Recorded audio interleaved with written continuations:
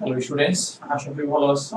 আমাদের কেআইপি এবং কেএসপি সম্পর্কিত আমাদের যে ম্যাথগুলো আমরা করানো হয়েছিল তার কিছু অংশ বাকি আছে।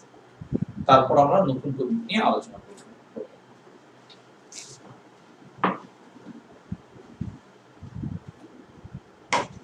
এটা দেখো,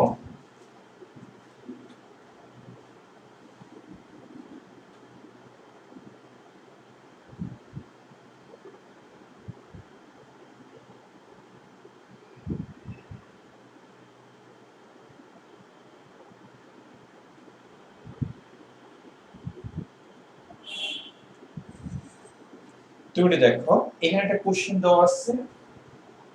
কোশ্চেনটা হচ্ছে তোমার আমাদের এটা ম্যাথ হবে মনে হয়, সম্ভবত কত হবে ম্যাথ, ম্যাথের নাম্বার কত হবে, 4 নম্বর ম্যাথ হবে সম্ভবত। এটা দেখো, এটা 4 নম্বর ম্যাথ। আমরা যদি ম্যাথের কোশ্চেনটাকে একটু যদি দেখি একটু, এই ম্যাথটা যে 3 নম্বর যে ম্যাথটা তোমাকে করতে দিয়েছি ঠিক সেই ম্যাথের মতো, বাট এখানে একটু চেঞ্জ আছে। এই ম্যাথটা আমরা করে দেব। 3 নম্বর ম্যাথে কিন্তু অনেকের আয়নিত করতে কিন্তু সমস্যা হয়েছে। একটা জায়গায় দেখলাম p2y, এটাকে আয়নিত করছো, p কেও 2 প্লাস দিছো, y কেও তুমি কি ধনাত্মক আয়ন দ্বারা রিপ্রেজেন্ট করছো, সেটা হয় না। একটা ধনাত্মক হলে অন্যটা অলওয়েজ কি হবে বলতো, ঋণাত্মক হবে। এটা দেখো, এখানে আমাদের কোশ্চেন বলছে এটা 0.3 মোলার, 3 মোলার কি mn, এটা mn লবণ আছে। আর এটা দেওয়া আছে 20 ডিগ্রি সেলসিয়াস তাপমাত্রায়, 20 ডিগ্রি সেলসিয়াস তাপমাত্রায় এখানে তোমার দেওয়া আছে 0.01 মোলার। এখানে দেওয়া আছে কি pq কি তোমার লবণ দেওয়া আছে। এখানে mq ksp দেওয়া আছে আর pn এর ksp দেওয়া আছে। তার মানে এখানে mq এর ksp তোমার দেওয়া আছে কত, 3.5 ইনটু 10 ইনভার্স কত 4, এবং pn এর ksp দেওয়া আছে, pn এর ksp দেওয়া আছে 2.5 ইনটু 10 ইনভার্স কত 4। এখন ম্যাথটাকে যদি আমরা আরেকটু যদি নিচের দিকে নিয়ে আসি, তো দেখো এটাকে যদি একটু নিচের দিকে যদি নিয়ে আসি, এখানে গ কোশ্চেনে বলছে যে উদ্দীপকের mn দ্রবণটিকে, এখানে গ নম্বর কোশ্চেনে বলছে উদ্দীপকের mn দ্রবণটি সম্পৃক্ত হলে 20 ডিগ্রি সেলসিয়াস তাপমাত্রায়, এটা হচ্ছে গ, 20 ডিগ্রি সেলসিয়াস তাপমাত্রায় mn এর তোমার দ্রাব্যতার গুণফল নির্ণয় করতে বলছে। কোশ্চেনটা আগে একটু বোঝার ট্রাই করো। এই কোশ্চেনে বলছে গতে mn এর দ্রাব্যতার গুণফল তোমাকে বের করতে বলছে, আর এখানে বলে গেছে দ্রবণটা কি বলতো, সম্পৃক্ত। এটা কোন দ্রবণ, সম্পৃক্ত দ্রবণ। তোমাকে বের করতে বলছে কি mn লবণের কি বলতো, দ্রাব্যতার গুণফল। তাহলে এখানে mn এর দ্রাব্যতার গুণফল, দ্রাব্যতার গুণফল এটা তোমাকে বের করতে বলছে, ksp equal two question mark. তুমি দেখো আমরা যদি কোন একটা যৌগের যদি ksp যদি বের করতে চাই, তাহলে ওই যৌগের দ্রাব্যতা জানতে হবে। আর যদি দ্রাব্যতা যদি না দেওয়া থাকে, তাহলে ওই যৌগের সম্পৃক্ত দ্রবণের ঘনমাত্রা জানতে হবে। কারণ আমরা সম্পৃক্ত দ্রবণের ঘনমাত্রাকে আমরা কি বলি, দ্রাব্যতা। এখানে mn লবণের ঘনমাত্রা আছে, এখানে কোশ্চেনে বলছে এই দ্রবণটা কি সম্পৃক্ত। আমরা সম্পৃক্ত দ্রবণের ঘনমাত্রাকে আমরা কি বলি বলতো, দ্রাব্যতা। এখানে mn লবণের ঘনমাত্রা 0.3 মোলার। আমি যদি দ্রাব্যতার কনসেপ্টে যদি বলি, তাহলে mn লবণের কি বলতো, দ্রাব্যতা কত বলতো, 0.3 মোলার। যেহেতু এই দ্রবণটা কি সম্পৃক্ত, আমরা কোন একটা দ্রবণের ঘনমাত্রাকে আমরা তখনই তোমার দ্রাব্যতা বলতে পারবো যখন ওই দ্রবণটা কি হবে, সম্পৃক্ত। অসম্পৃক্ত বা অতিপৃক্ত দ্রবণ হলে ওই লবণের ঘনমাত্রাকে আমরা কি বলতে পারবো না, দ্রাব্যতা।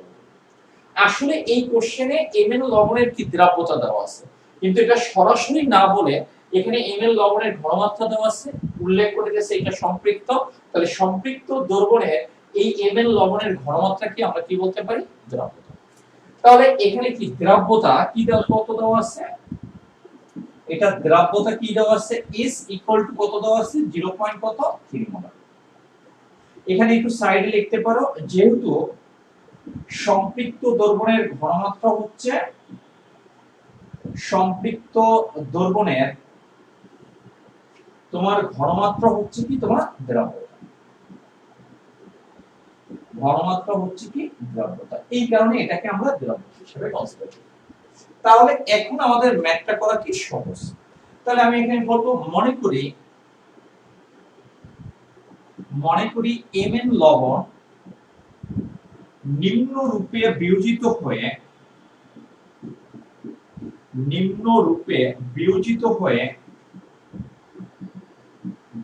হয়ে সাম্য অবস্থায় থাকে। এখানে দেখো এটা mn, তাহলে আমরা এখানে বলতে পারি m।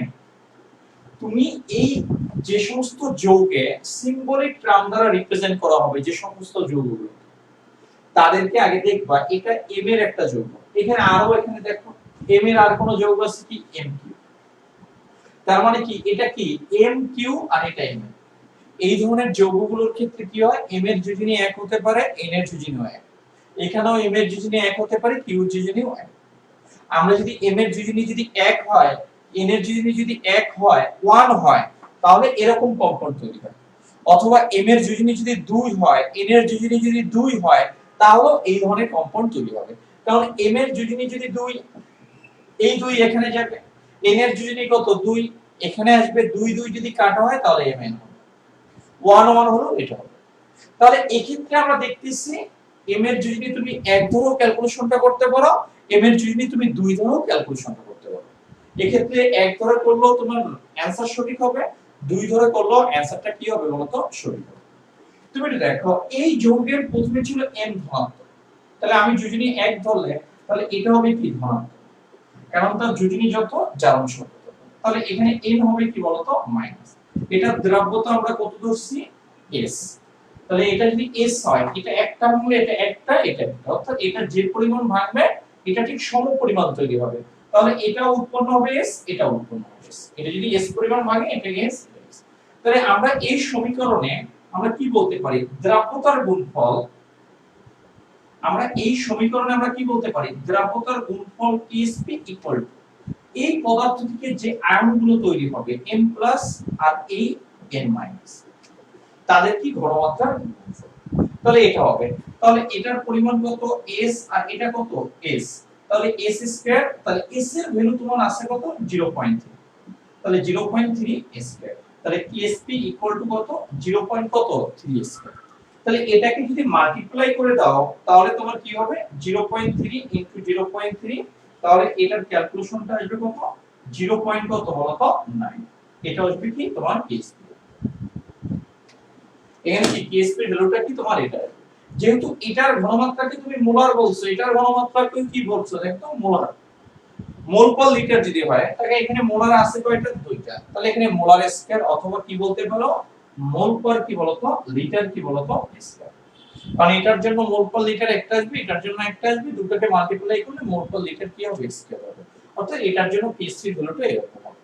আমাদের মেইন ফোকাস পয়েন্ট হচ্ছে ঘ কোশ্চেনে। হ্যাঁ, আমরা দেখাবো ঘ কোশ্চেনে। এ পর্যন্ত তুমি বুঝতে পারছো কিনা কমেন্টসে জানাও।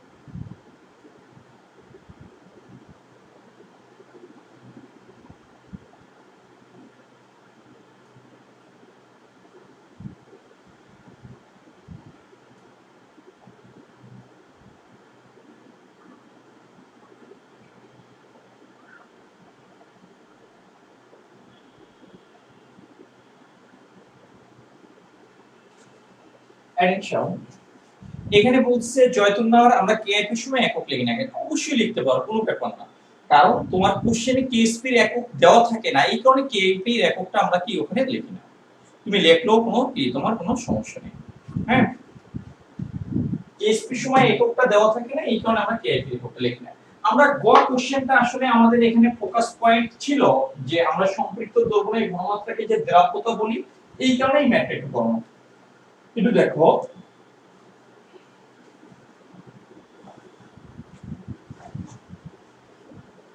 অ্যাটেনশন, আমাদের কিন্তু নেক্সট ফ্রাইডে, হ্যাঁ নেক্সট শুক্রবার কিন্তু এক্সাম হবে, হ্যাঁ রাত 10টার দিকে তোমার এক্সাম হবে।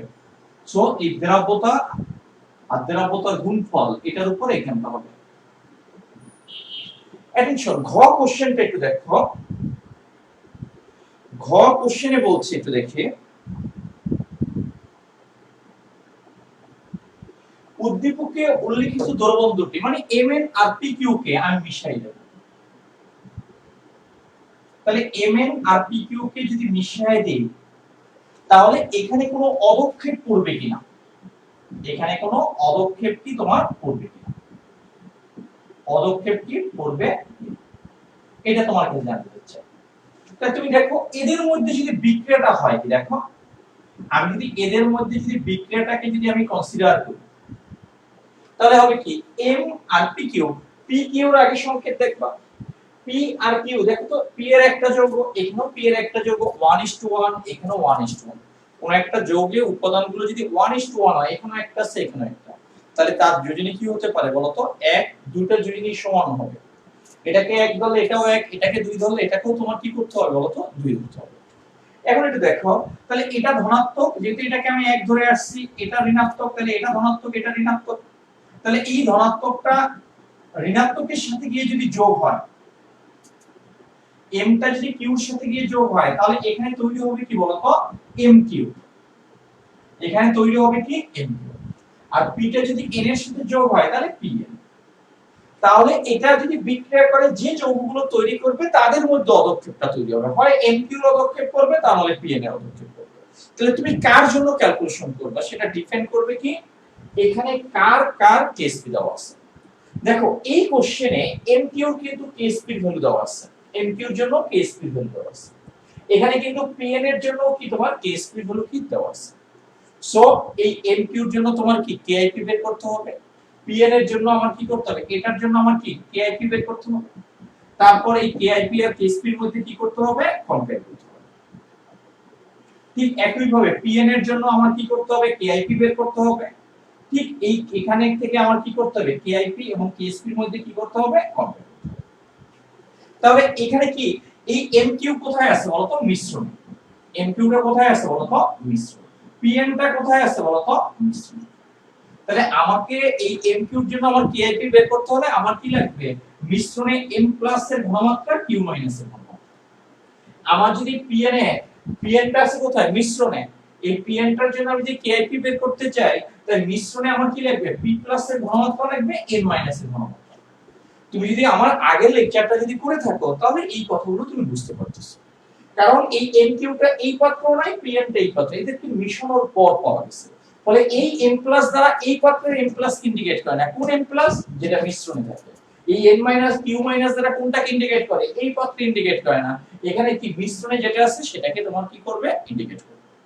তাহলে আমরা যদি ম্যাথে যদি এসে যাই, এটা হচ্ছে মেইনস, তাহলে আমরা কি বলতে চাই, আমাদের মেইন টার্গেট হচ্ছে কি mq এবং pn এর কি কেআইপি মান বের করা। তাহলে আমাদের আগে দেখতে হবে এই পাত্রে, হ্যাঁ এককভাবে মিশানোর আগে এই আয়নগুলোর m plus n minus p plus q minus মিশানোর আগে তাদের ঘনমাত্রা কি রকম ছিল।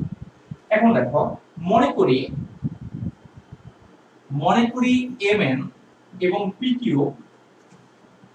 pq দ্রবণে নিম্নরূপে সাম্যাবস্থায় থাকে, নিম্নরূপে এটা কি থাকে, সাম্যাবস্থায় থাকে।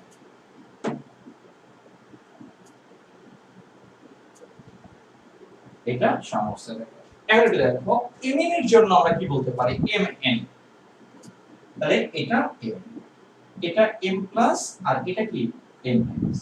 এটার ক্ষেত্রে ঘনমাত্রা দেখো সব 1:1, তাহলে ঘনমাত্রা কত? এটা 0.3 মোলার হয়, তাহলে এটাও 0.3 মোলার আর এটাও কত হবে? 0.3 হবে। এবং পিকিউর জন্য আমি যদি বলি এটা কি তোমার পিকিউ, তাহলে পিকিউর জন্য আমরা কি বলতে পারি? পি প্লাস আর এটা কি বলতো? Q minus. এই ধরুন মিশনের আগের ঘটনা এখানে যখন এটা কি বিশুদ্ধ পানিতে যখন এটা কি হয়? ভেঙে যায়, তাহলে পিকিউর ঘনমাত্রা দেওয়া আছে কত? 0.01 মোলার, তাহলে এটার ঘনমাত্রা কত? 0. এখানে কত? 01 মোলার আর এটার ঘনমাত্রা কত? 0.013। এখন আমরা মিশ্রণে এদের ঘনমাত্রা নির্ণয় করব। তুমি একটু দেখো এই ম্যাথ এবং আগের ম্যাথের মধ্যে মূলত পার্থক্যটা কি? 3 নম্বর যে ম্যাথটা করাইছি বা 2 করাইছি বা 1 করানো হয়েছে, এটার মধ্যে পার্থক্য কি? এই পাত্রের আয়তন দেওয়া ছিল, এই পাত্রের আয়তন দেওয়া ছিল, এই আয়তন আর এই আয়তন দেওয়া ছিল, দুটোর আয়তন দেওয়া ছিল, বাট এই কোশ্চেনে কিন্তু কোনো আয়তনের কথা কি উল্লেখ করে না। আগে কোশ্চেনে ছিল এটা 50 ml ধরে নাও, এটা 40 ml, এটাকে আমরা মিশাইছি, মিশ্রণের টোটাল আয়তন কত বলতো? 90 ml, এটা করছি। কারণ এই m প্লাস এর ঘনমাত্রা আমি যখন মিশ্রণের জন্য যখন নির্ণয় করতে যাব তখন এই মিশ্রণের টোটাল আয়তন আমার জানতে হবে। যেহেতু এটার আয়তন আর এটার আয়তন কোশ্চেনে যেহেতু দেওয়া নাই, তাহলে এটাকে ধরে নিতে হবে এটা যে পরিমাণে আছে এটাও সেই পরিমাণে আছে। যদি যদি দেওয়া না থাকে তাহলে ধরতে হবে উভয় দ্রবণের আয়তন কি তোমার সমান ধরে নিতে হবে। উভয় দ্রবণের আয়তন তোমাকে কি করতে হবে বলতো? সমান ধরে নিতে হবে। তাহলে এখানে উদ্দীপকের এই ধরনের আয়তন যদি ভি লিটার হয় তাহলে এটার আয়তনও কত হবে? V litre. তাই এটা যদি ভি হয়, এটা যদি ভি হয়, তাহলে এই মিশ্রণের টোটাল আয়তন হবে কত? ভি প্লাস টি, ভি টোটাল হবে কত? 2। যদি আয়তন দেওয়া থাকে ওই আয়তন নিয়ে কাজ করো, আর আয়তন যদি দেওয়া না থাকে তাহলে উদ্দীপকের দ্রবণ দুটোর আয়তনকে সমান ধরে এটার আয়তন ভি লিটার, এটার আয়তন ভি লিটার ধরে ক্যালকুলেশন করতে হবে। তাহলে এখানে আমরা একটু লিখে নেব। মনে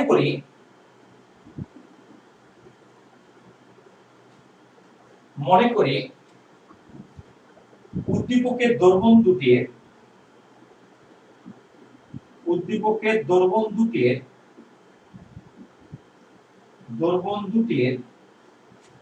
প্রত্যেকের আয়তন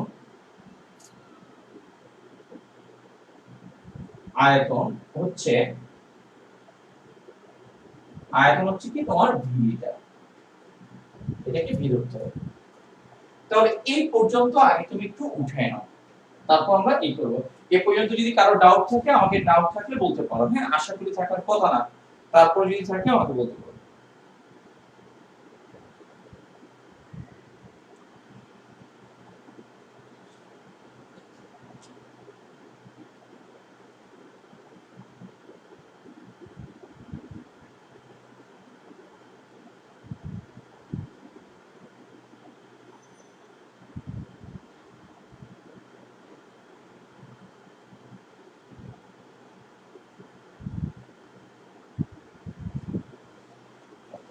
তুমি দেখো আমরা যদি এখান থেকে এখন যদি ক্যালকুলেশন করি,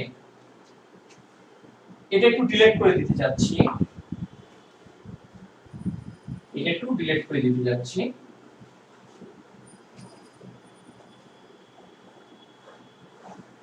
এটা ম্যাথটা একটা অনেক বড় বড় টাইপের, বাট তোমার ম্যাথ না করলে তুমি পারবে কিভাবে? তুমিও আমার সাথে খাতায় করে ফেলো। দেখো উদ্দীপকের দ্রবণ দুটিকে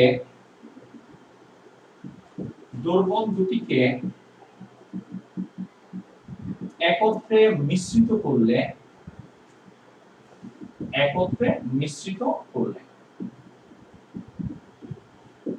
কারণ আমাকে উপরের অংশ কেন রাখছি দেখে দেখে করতে হবে, তাহলে তো বুঝবো না। ওকে, তাহলে মিশ্রণে m প্লাস এর ঘনমাত্রাটা এটা দেখো মিশ্রণে করলে এখানে লিখি মিশ্রণে আমরা এটার জন্য আসি m প্লাস এর ক্ষেত্রে আমরা একটা তোমার কি করব? বড় ভাবে করব, আরটা কি করব? ছোট ভাবে দেখাবো। দেখো v1 c1 = v2, এটা c2। এটা বুঝার ট্রাই করো। এখানে V1 এর মান হচ্ছে কি তোমার V লিটার, এখানে C1 এর মান হচ্ছে কত 0.3 মোলার। V2 মানে কি মিশ্রণের আয়তন,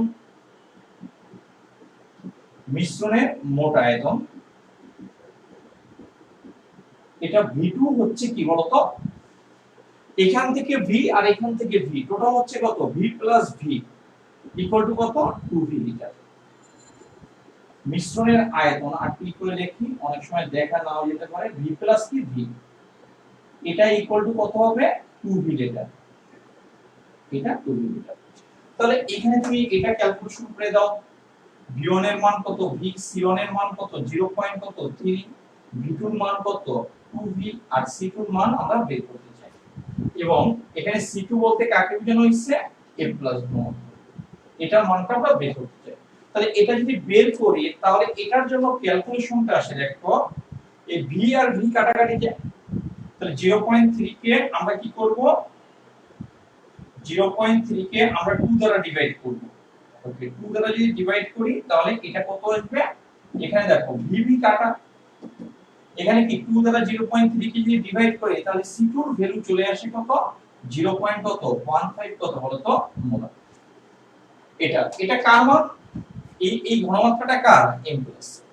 একই ভাবে তোমার কি, এবং একই ভাবে তোমার কি m প্লাস n মাইনাস এর ক্ষেত্রে যদি করি, n মাইনাস এর ক্ষেত্রে একই মানে একবারে শর্টকাটে করতেছ, তুমি যখন एग्जाम করবা তখন প্রত্যেকটা স্টেপের জন্য আলাদা আলাদা করবে।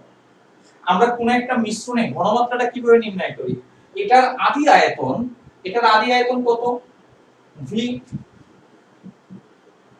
এটার আদি ঘনমাত্রা কত 0. কত বলতো 3 ডিভাইডেড বাই এটার কত টোটাল আয়তন, এটার আর এটাকে মিশালে মিশ্রণের টোটাল আয়তন কত 2v, এটাকে ক্যালকুলেশন করলেও কত হবে 0.15। আমি যদি মনে করো p এর জন্য যদি ক্যালকুলেশন করি, হ্যাঁ, কারণ এটা প্রত্যেকটার জন্য ক্যালকুলেশন যদি আলাদা আলাদা এভাবে করি অনেক বড় হয়ে যাচ্ছে, তুমি তো জানো যে মেথডটা এভাবে করবা। এখানে দেখো p প্লাস এর জন্য এটা p প্লাস এর ঘনমাত্রা, তাহলে দেখো এটার আদি আয়তন আমরা ধরছি কত v, এটার আদি ঘনমাত্রা ধরছি কত 0.01 কি বলতো এই তোমার মোলার 0.09 ইকুয়াল টু, এখানে এটাকে আমরা কি করব ভাগ করব কি মিশ্রণের টোটাল আয়তন, এটা কত 2v, vv যদি কাটাকাটি চলে যায় তাহলে এটাকে আমরা 0.01, এটাকে আমরা 2 দ্বারা ভাগ করব, ভাগ করলে কত আসবে 5 ইনটু এটা চলে আসবে কত 3 ইনভার্স 3 কি তোমার মোল চলে আসবে। ঠিক একই ভাবে আমি যদি q এর জন্য যদি ক্যালকুলেশন করি, মিশ্রণে q এর মানটা একই রকম প্রত্যেকটা আসবে, তাহলে q এর আদি আয়তন কত v, আদি ঘনমাত্রা কত 0.01 মোলার, টোটাল আয়তন কত 2v, এটা 5 ইনটু কত 3 ইনভার্স কত 3। তাহলে আমি এখানে মিশ্রণে m প্লাস এর ঘনমাত্রা পেয়েছি, n মাইনাস এর ঘনমাত্রা পেয়ে গেছি, p প্লাস এবং q মাইনাস এর ঘনমাত্রা এখানে কি মিশ্রণে বের করছি। তাহলে এটা যদি আমরা পাই তাহলে আমরা k এর মানকে ইজিলি বের করতে পারবো।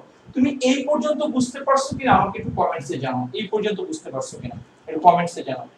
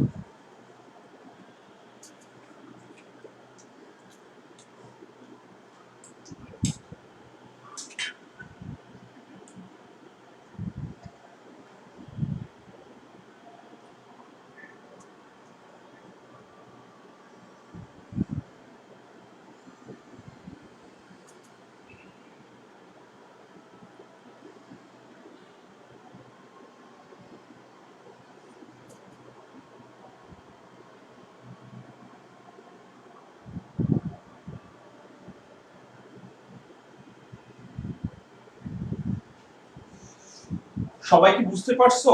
কমেন্টস করতে হবে তো ভাই, কমেন্টস ছাড়া কিভাবে হবে? হ্যাঁ, একদম মানে পাথরের মতো যদি বসে থাকো তাহলে তো হবে না। হ্যাঁ, এটা একটু চেঞ্জ করে দিই তো।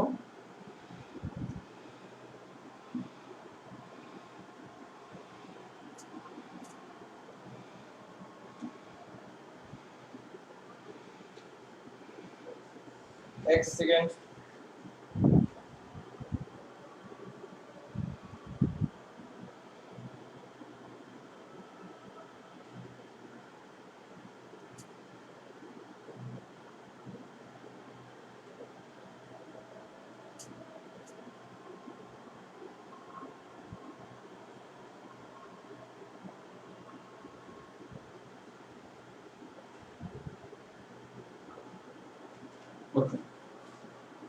এখন একটু দেখো, আমরা যদি এখানে এখন এই জিনিসটা আমরা ডিলিট করে দেব।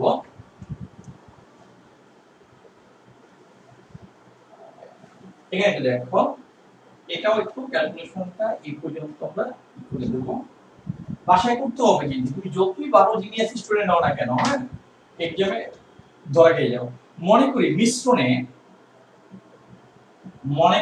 মিশ্রণে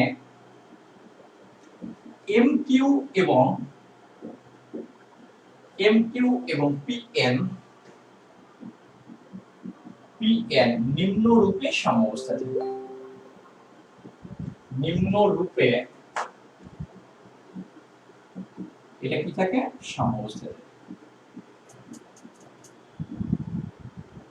দেখো এমকিউর ক্ষেত্রে এটা এম প্লাস আর এটা কি কিউ মাইনাস। তাহলে এটার জন্য আয়নিক গুণফল আমরা কি লিখতে পারি?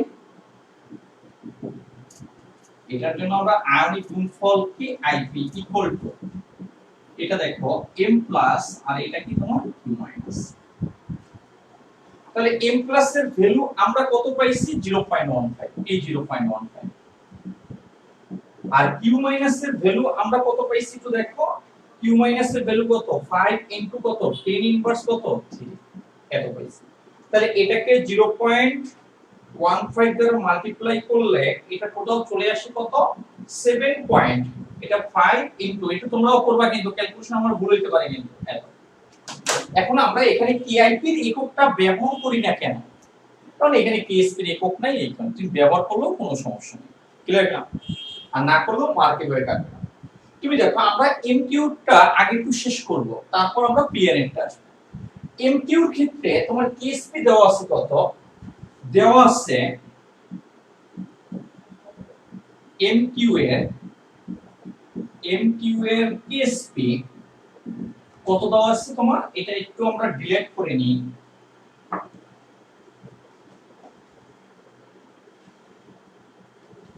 এটাকে আমরা একটু ডিলিট করে নিই। এটা টিএসপি তোমার কত দেওয়া আছে? তোমার 3.5 ইনটু 10 ইনভার্স। তুমি তো দেখো এটার টিএসপি আর কেআইপির সাথে কম্পেয়ার করো, এটা একই রকম। তাহলে এখন ইনভার্সের সাহায্যে আমাদের ব্যাখ্যা করা যাবে না। এটা 7.5, এটা 3.5, obviously এটা বড় হবে। তাই যেহেতু তোমার কি কেআইপি গ্রেটার দ্যান কেএসপি, অতএব এমকিউ এর কি হবে বলতো? অতএব এমকিউ এর অদক্ষেপ করবে। এই ম্যাথগুলো 4 মার্কের জন্য আসে। অদক্ষেপ কি তোমার করবে 4 মার্কের জন্য এই ম্যাথগুলো চলে আসে। এখন তুমি কি করবা, যে অদক্ষেপ করবে কিনা, অদক্ষেপ চলে আসছে আর আমি ম্যাথ অগ্রসর হবো না, পিএন দিয়ে আমি ট্রাই করব না, এটা হবে না। কারণ এই এমকিউ এর জন্য ট্রাই করলে তুমি 2 মার্ক পাবা, আর পিএন এর জন্য ট্রাই করলে কত মার্ক পাবা? 2। এই টোটাল হচ্ছে কত? 4। তার মানে তুমি 2 মার্ক কমপ্লিট করছো।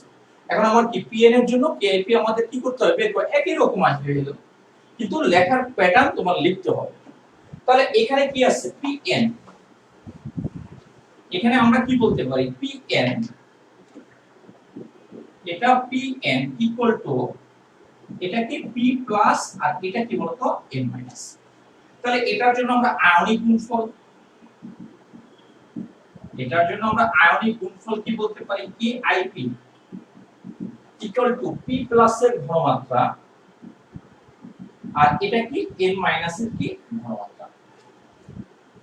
দেখো পি প্লাস এর ঘনমাত্রাটা আমরা মিশ্রণে বের করে আসছি, সেটা ছিল 5 ইনটু 10 ইনভার্স, আর n মাইনাস এর ঘনমাত্রা ছিল কত 0.15। এটাকে আমরা যদি মাল্টিপ্লাই করি তাহলে মানটা কি রকম আসে তোমার 7.5 ইনটু 10 ইনভার্স কত বলতো 4 চলে আসে। আর এটা কি তোমার পিআইপি ভ্যালুটা এরকম আসে পিএন এর জন্য একই রকমই আসবে দুটোর ভ্যালু, আগের ম্যাথের ক্ষেত্রে একই রকমই আসার কথা। তাহলে কি পিএন এর কেআইপি, এটা পিএন এর কেএসপি 2.5, পিএন এর কেএসপি এটা আগে 2 উঠাই নাও, তারপর আমরা কেএসপি আসতেছে।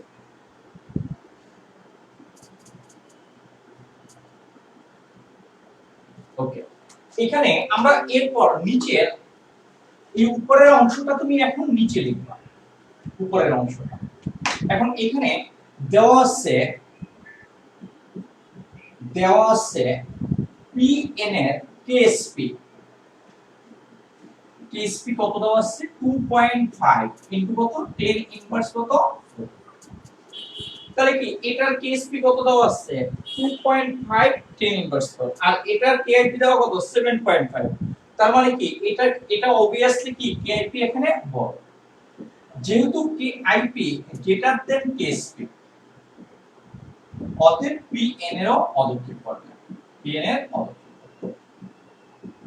তুমি যদি শুধু একটা অদক্ষেপ বের করতা তাহলে কিন্তু তুমি ডিসিশন মতো কি বলতো শুধুমাত্র এমকিউ এর অদক্ষেপ পড়ে, যদি পিএনটা যদি বের না করতা। পিকিউ কে পিএন ক্যালকুলেশন করার পর দেখলা যে দুটো যৌগেরই এখানে কি পড়ে বলতো অদক্ষেপ পড়ে। দেখো এটা হচ্ছে অ্যানসার কমপ্লিট। এই পর্যন্ত কারো কোনো ডাউট আছে কিনা আমাকে একটু কমেন্টস একটু জানাও।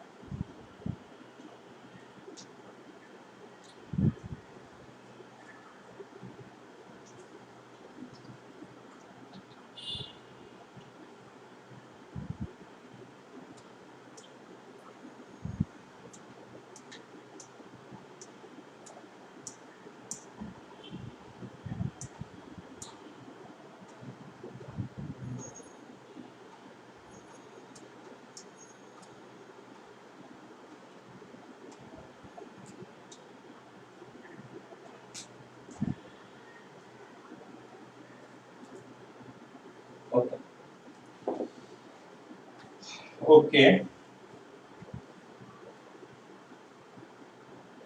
তুমি দেখো আমাদের প্রত্যেকটা ম্যাথ আলাদা আলাদা, কিন্তু মনে রাখতে হবে কিন্তু এই কথাগুলো, তাহলে কিন্তু তুমি পারবে না এক্সামে। এই ম্যাথ তোমার লাইফে একবারই হবে, আর জীবনে হবে না। হ্যাঁ, তুমি কোচিং এ হয়তো বা আরেক টিচারের কাছে পড়লে হয়তো বা আরেকবার পারবা, কিন্তু তুমি আর টাইম পাবে না। তুমি একটা পড়া দুইবার আর পারবা কলেজে, এই দুইবার, একটা হচ্ছে বেজে একবার, আরেকবার বি কলেজে, এই পড়া। আর জীবনে তোমার দ্বিতীয়বার এই পড়া রিপিট হয় না। হ্যাঁ, কারণ সামনে এত পড়া, এগুলো পড়বো নাকি এগুলো পড়বো। হ্যাঁ, এই কারণে যে পড়াটা আছে সেটা সিরিয়াস ভাবে পড়ো, পরে পড়বো, পরে দেখবো, পরে হ্যাঁ ফাটাইয়ে দেবো, হ্যাঁ ফাটাইয়ে দিতে গেলে নিজেই ফেটে যাবা। হ্যাঁ, ওকে, আমরা পরের ম্যাথ একটু যাই। আমরা যদি পরের 5 নম্বর ম্যাথটা একটু যাই, দেখো খুবই গুরুত্বপূর্ণ ম্যাথ।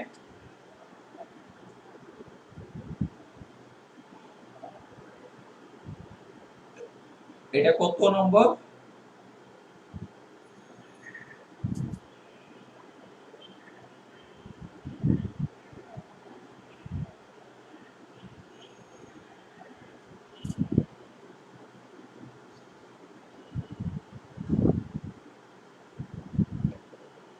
আগে একটু দেখো, এটা অর্ধেক অর্ধেক করে দেখো। এটা হচ্ছে 5 নম্বরের ম্যাথ। এটাকে আর কি উপরে উঠানো যাবে আশা করি।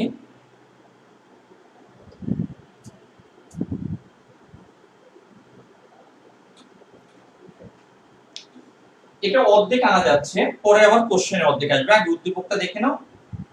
এখানে একটু দেখো, উদ্দীপকটা বলছে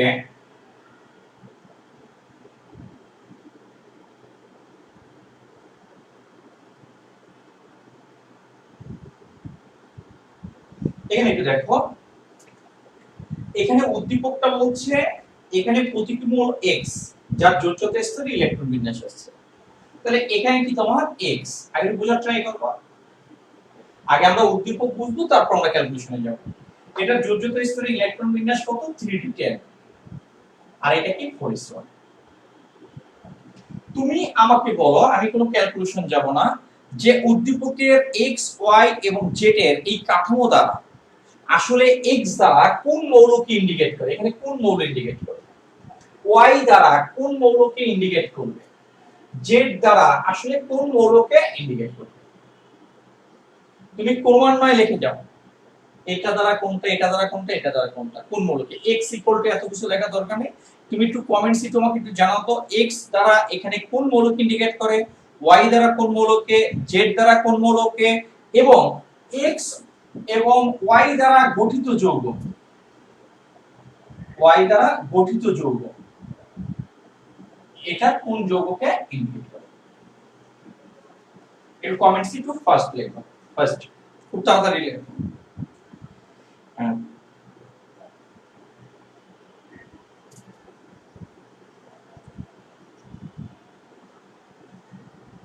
হ্যাঁ, একটু ফাস্টলি বলতে হবে।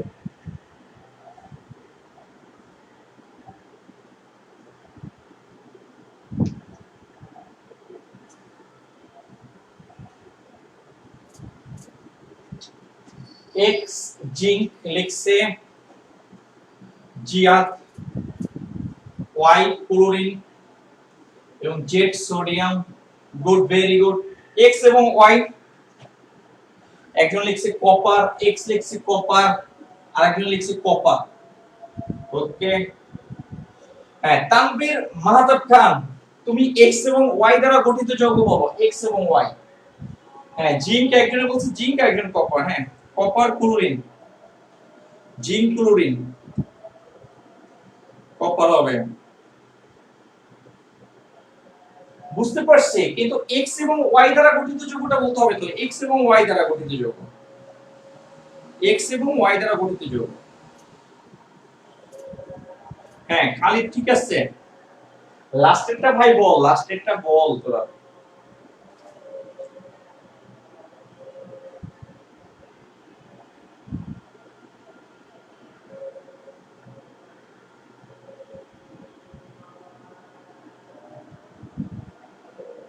হ্যাঁ, তানভীর মাহতাব বলছে। ওকে, আমরা আমাদের কোশ্চেনের অ্যানসার অনেকগুলোই পেয়ে গেছি। তুমি দেখো, তুমি যদি কপারের ইলেকট্রন বিন্যাস করো, দেখবে যে এরকম আসবে 3d10 4s1। তুমি 3d10 4s1 হলে আগে ইলেকট্রন সংখ্যা বসাবো, দেখবে আগে আছে 18টা ইলেকট্রন। এখানে যদি প্রথমে তো আর ইলেকট্রন 3d10 এ যায় না, 4s1 এ যায় না, প্রথমে ইলেকট্রন গেছে কি 1 এসে, এখানে এরকম ফিল আপ করে আছে 1s2 2s2 2p6 3s2 3p6, তারপর আসবে কি 4s1 3d10, এরকম তো। এরকম আগে আছে কয়টা? এখানে 18টা ইলেকট্রন আগে থাকতে আছে, এখানে 18টা ইলেকট্রন আছে, আর এখানে আছে কয়টা? 11টা। এখানে আছে কয়টা? 11টা। টোটাল ইলেকট্রন কত হয় বলতো? 29।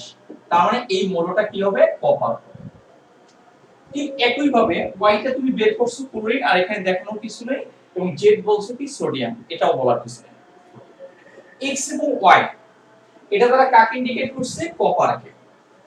x এবং y দ্বারা গঠিত যৌগ, এবং কপার এবং কি ক্লোরিন দ্বারা গঠিত যৌগ।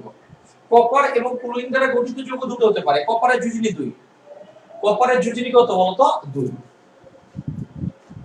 এটা কপারের যোজনী, এটা কপার, কপারের যোজনী কত? 1 আর 2। কপার যদি এক যোজনী প্রদর্শন করে তাহলে এটা হবে CuCl, আর যদি দুই যোজনী প্রদর্শন করে তাহলে এটা হবে কি? CuCl। তাহলে কোনটা হবে? এই যৌগটা কপার ক্লোরাইড, এই যৌগটা হচ্ছে কালারলেস। এই যৌগটা কি? কালারলেস। আর এটা কি? কালার যুক্ত, এটা হচ্ছে বর্ণযুক্ত, আর এটা নির্দিষ্ট কালার আছে।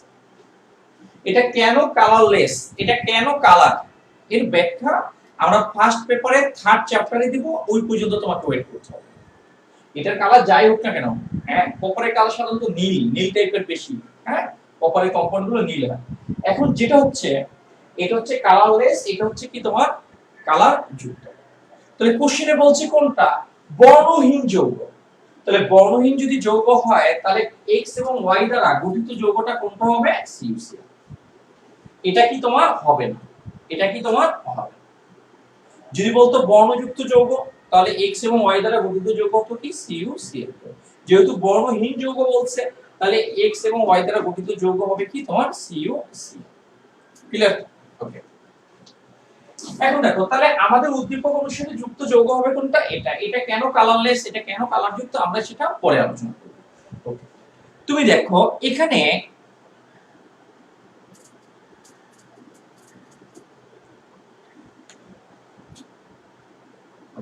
x এবং y দ্বারা গঠিত যৌগ, এই যৌগটাকে তোমার কনসিডার করছি কি? বি যৌগ হিসেবে। এটার KSP তোমার দেওয়া আছে, এটার KSP ভ্যালু তোমার দেওয়া আছে, এটার KSP ইকুয়াল টু তোমার দেওয়া আছে কত? 1.75 ইনটু 10 ইনভার্স কত? 5 দেওয়া আছে। কোশ্চেনে বলছে তোমার বি এর সম্পৃক্ত দ্রবণে y মাইনাস এর ঘনমাত্রা নির্ণয় করতে। এটা দেখো আমরা যদি গ কোশ্চেনে যদি যাই, কোশ্চেন গতে এখানে y মাইনাস দ্বারা কাকে ইন্ডিকেট করছে? Cl কে, Cl মাইনাস, কারণ এটা যদি প্লাস হয় এটা কি হবে বলতো? মাইনাস হবে। তুমি একটু দেখো আমি এই যৌগের কেএসপি জানি, কেএসপি যদি জানি তাহলে কেএসপি আর দ্রাব্যতার সাথে আমি এস এর একটা সমীকরণ তৈরি করতে পারি। কেএসপি আর এস এর যদি সমীকরণ তৈরি করতে পারি তাহলে ওই দ্রবণে কপার আয়নের ঘনমাত্রা বের করতে পারবো, Cl মাইনাস এর ঘনমাত্রাও বের করতে পারবো। এখানে কপার আয়ন আর Cl মাইনাস দ্বারা কাকে ইন্ডিকেট করছে? কপার আয়ন দ্বারা ইন্ডিকেট করবে x প্লাস আর Cl মাইনাস দ্বারা ইন্ডিকেট করবে কাকে? y minus. আমি আবার বলছি যেহেতু এটা কেএসপি জানি, সম্পৃক্ত দ্রবণের জন্য কি হবে? কেএসপি। কেএসপি যদি জানি তাহলে এস ফর্মুলা দিয়ে আমি কি করতে পারবো? কেএসপি আর এস এর মধ্যে সম্পর্ক নির্ণয় করতে পারবো। ওই এস দ্বারা কপার ক্লোরাইডের দ্রাব্যতা ইন্ডিকেট করবে, ওই দ্রবণে কপার আয়ন কতটুকু আছে, Cl মাইনাস কতটুকু আছে, তাদের ঘনমাত্রা কি রকম সব আমরা বের করতে পারবো। তাহলে আমরা ম্যাথ করার স্টার্ট করি। তাহলে আমরা বলতে পারি যে উদ্দীপকের x এবং এখান থেকে অ্যানসার স্টার্ট। উদ্দীপকের x দ্বারা কপার এবং y দ্বারা ক্লোরিন এবং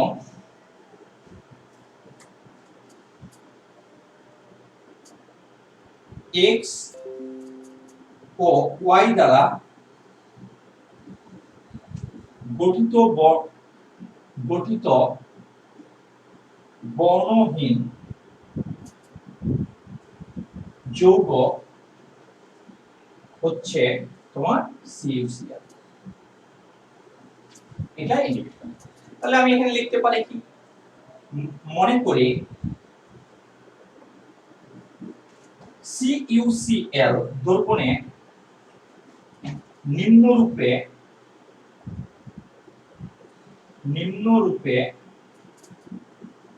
বিয়োজিত হয়ে সাম্য অবস্থায় থাকে, বিয়োজিত হয়ে সাম্য অবস্থায় থাকে। এটা সাম্য অবস্থা, এটা এখানে। তাহলে এটার ক্ষেত্রে হবে কি তোমার? CuCl। কপারের এখানে যোজনী কত? +1। তাহলে এটা কি হবে? কপার প্লাস আর এটা কি? Cl minus. এটা দ্রাব্যতা আমরা কি পাচ্ছি? ধরে নিলাম কি? S। এটাও S হবে, এটাও কি? S। তাহলে আমরা এখান থেকে KSP সমীকরণ তৈরি করব। এই পর্যন্ত আগে একটু উঠায় নাও, আমরা এটা ডিরেক্ট করব। হ্যাঁ,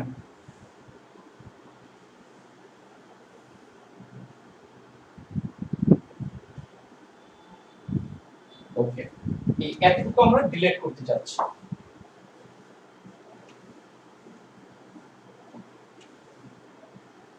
তাহলে অতএব দ্রাব্যতার গুণফল, এটা দ্রাব্যতা গুণফল KSP ইকুয়াল টু, এটা কত? কপার আয়নের ঘনমাত্রা আর এখানে কি হবে? Cl মাইনাস এর ঘনমাত্রা। এখানে দেখো কপার KSP এর ভ্যালু তোমার দেওয়া আছে কত? 1.75। এখানে কত? 10 ইনভার্স কত? 5। কপার আয়নের ঘনমাত্রা কত s, Cl - এর ঘনমাত্রা কত s, তাহলে s ইনটু s। তাহলে এখান থেকে আমি যদি s এর মানটা যদি বের করি, s ইনটু s মানে s স্কয়ার, তার মানে এটাকে আমরা কি করব, বর্গমূল করে দেব। সবাই একটু বর্গমূলটা একটু করো তো সবাই।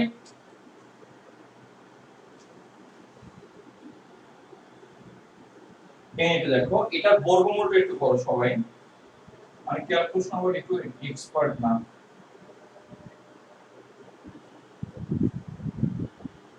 দেখো এটা হচ্ছে কত, 4.18, এটা 33 ইনটু 10 ইনভার্স কত 3 আসলে। তাই তোমাকে y মাইনাস বলতে এখানে কাকে বোঝানো হয়েছে, Cl মাইনাস। তাহলে এখানে কি অতএব দৈর্ঘ্যে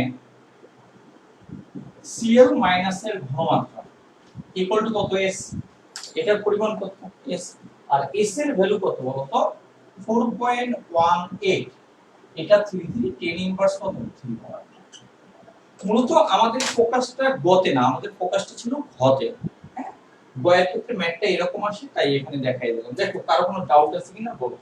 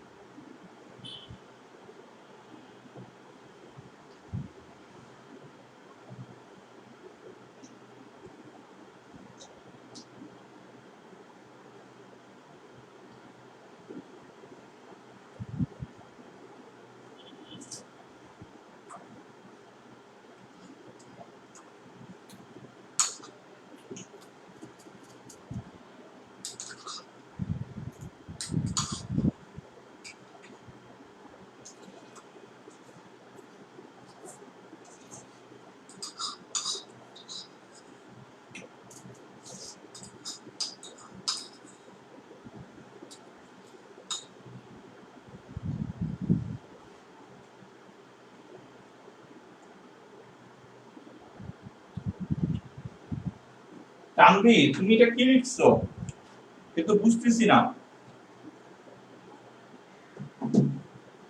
ওকে, এখানে ঘ কোশ্চেনটা একটু দেখো, খুবই মজার একটা ম্যাথ ঘ কোশ্চেন। এটা আমাদের আগের মতো না, এখানে লেখছে অদক্ষেপ করবে কিনা। হ্যাঁ, এটা আগের মতো না। এটা দেখো, আগে একটু আমরা উদ্দীপকটা একটু বুঝাই নিই তোমাকে।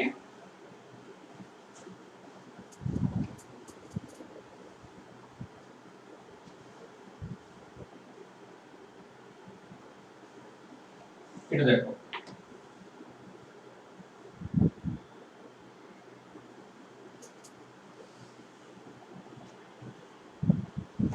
ঘ নম্বরটা একটু দেখো, খুবই গুরুত্বপূর্ণ এটা। হ্যাঁ,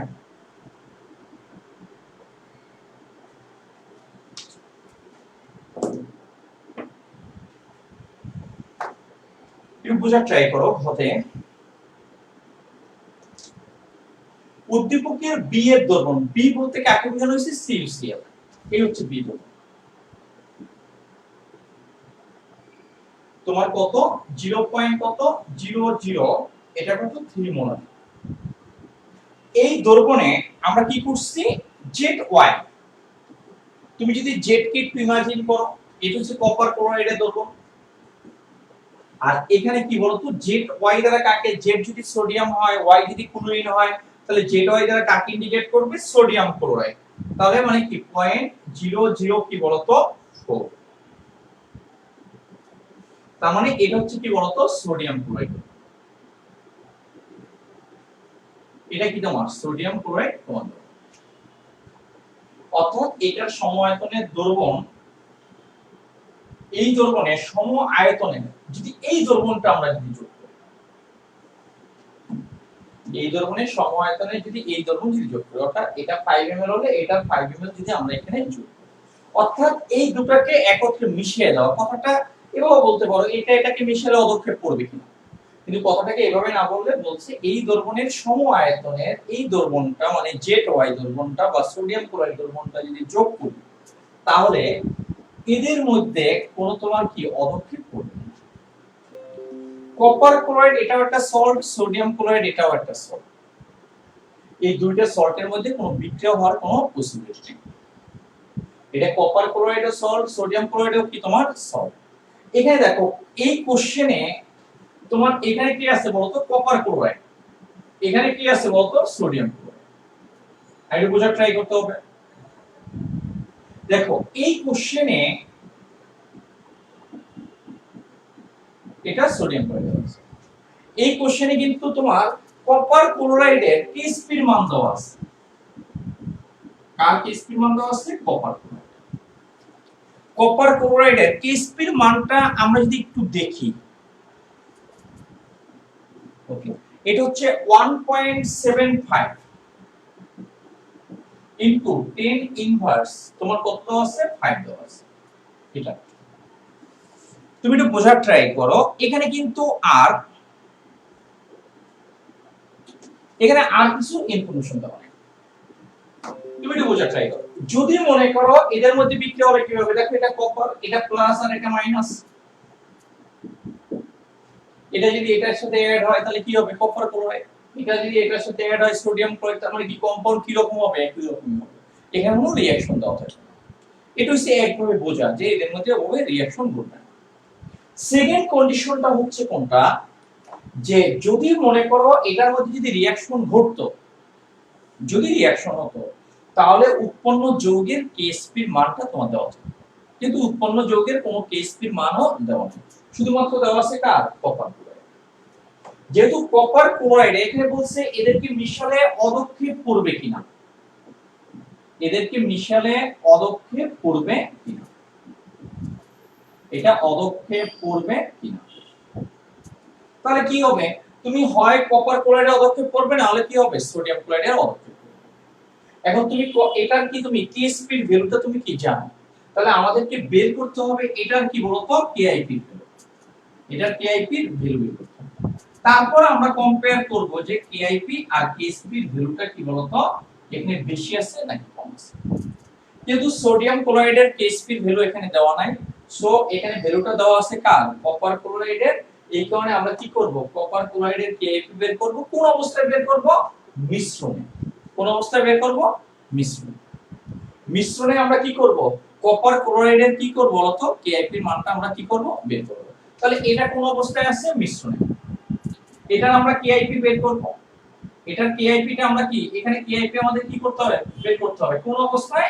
এই মিশ্রণ। তার মানে আমি যদি কেআইপি যদি বের করতে চাই তাহলে মিশ্রণে তোমার কি করতে হবে? আগে একটু বুঝার ট্রাই করো। মিশ্রণে তোমার কি লাগবে? কপার প্লাস এর ঘনমাত্রা জানতে হবে এবং Cl মাইনাস এর কি তোমার ঘনমাত্রা তোমার জানতে হবে। বুঝার ট্রাই করো। আমার কি তোমার কি এটার কেএসপি দেওয়া আছে, এটার কেআইপি বের করব। এটা কোন অবস্থায়? মিশ্রণে। মিশ্রণের আগে তো আর অদক্ষেপ করার কোনো পসিবিলিটি নাই, এটা পসিবিলিটি কখন? যখন মিশাই দেব। তাহলে এই অবস্থায় এদেরকে যখন মিশাবো তখন ওই অবস্থায় কপার প্লাস এর ঘনমাত্রা বের করতে হবে, Cl মাইনাস এর ঘনমাত্রাটা তোমার এখানে কি করতে হবে? বের করতে হবে। কথা কি লাগে না? তাহলে এই দুটো আমি যদি গুণ করে মিশ্রণে তখন হবে কেআইপি, এই কেআইপি এর সাথে কেএসপি আমরা কি করব? সম্পর্ক নেব। তুমি দেখো আমরা একটু লিখি, মনে করি কপার ক্লোরাইড এবং সোডিয়াম ক্লোরাইড দ্রবণের নিম্ন রূপে আয়নিত অবস্থায় থাকে। দ্রবণের নিম্ন রূপে এটা আয়নিত, এটা আয়নিত। বুঝা ট্রাই করো। কপার ক্লোরাইড এটা যেহেতু কেএসপি দেওয়া আছে তাহলে এটা সম্পৃক্ত দ্রবণের জন্য এটা কনসিডার করতে হবে, এটা কপার প্লাস আর এটা Cl মাইনাস।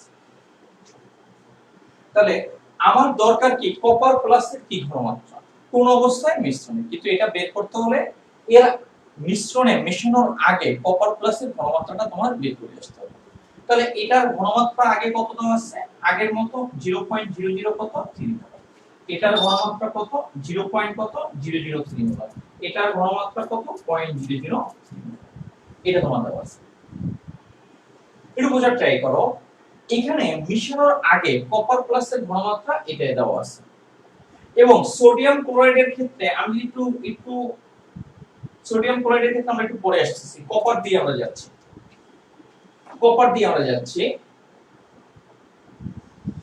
তাহলে এখানে আমরা কি করতে পারি? আচ্ছা ঠিক আছে, সোডিয়াম ক্লোরাইডে যাচ্ছি, এবং সোডিয়াম ক্লোরাইড এটা কি তোমার Na+ আর এটা কি Cl-। তাহলে Na+ এর ঘনমাত্রা, NaCl এর ঘনমাত্রা কত? 0.00 মোলার, 0.04 মোলার। এটা যেভাবে ভাঙবে এটা সেই পরিমাণ উৎপন্ন হবে। তার মানে এটা হবে কত? 0.00 মোলার, এখানে কত হবে? 0.004 মোলার। আমি কপার প্লাসের ঘনমাত্রা, উদ্দীপকের উভয় দ্রবণের আয়তনটা একটা এ পর্যন্ত উঠাই না,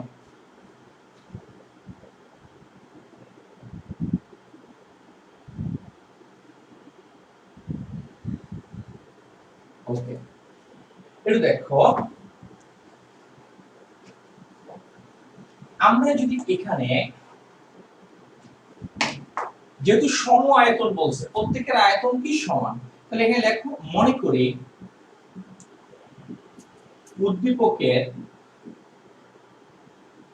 উদ্দীপকের প্রতিটি দ্রবণের আয়তন, এটা দ্রবণের, এটা হচ্ছে আয়তন, এটা হচ্ছে কি তোমার ভিটা, এটারও ভি এটারও ভি। তাই দ্রবণ দুটোকে একত্রে মিশ্রিত করলে, দুটিকে একত্রে মিশ্রিত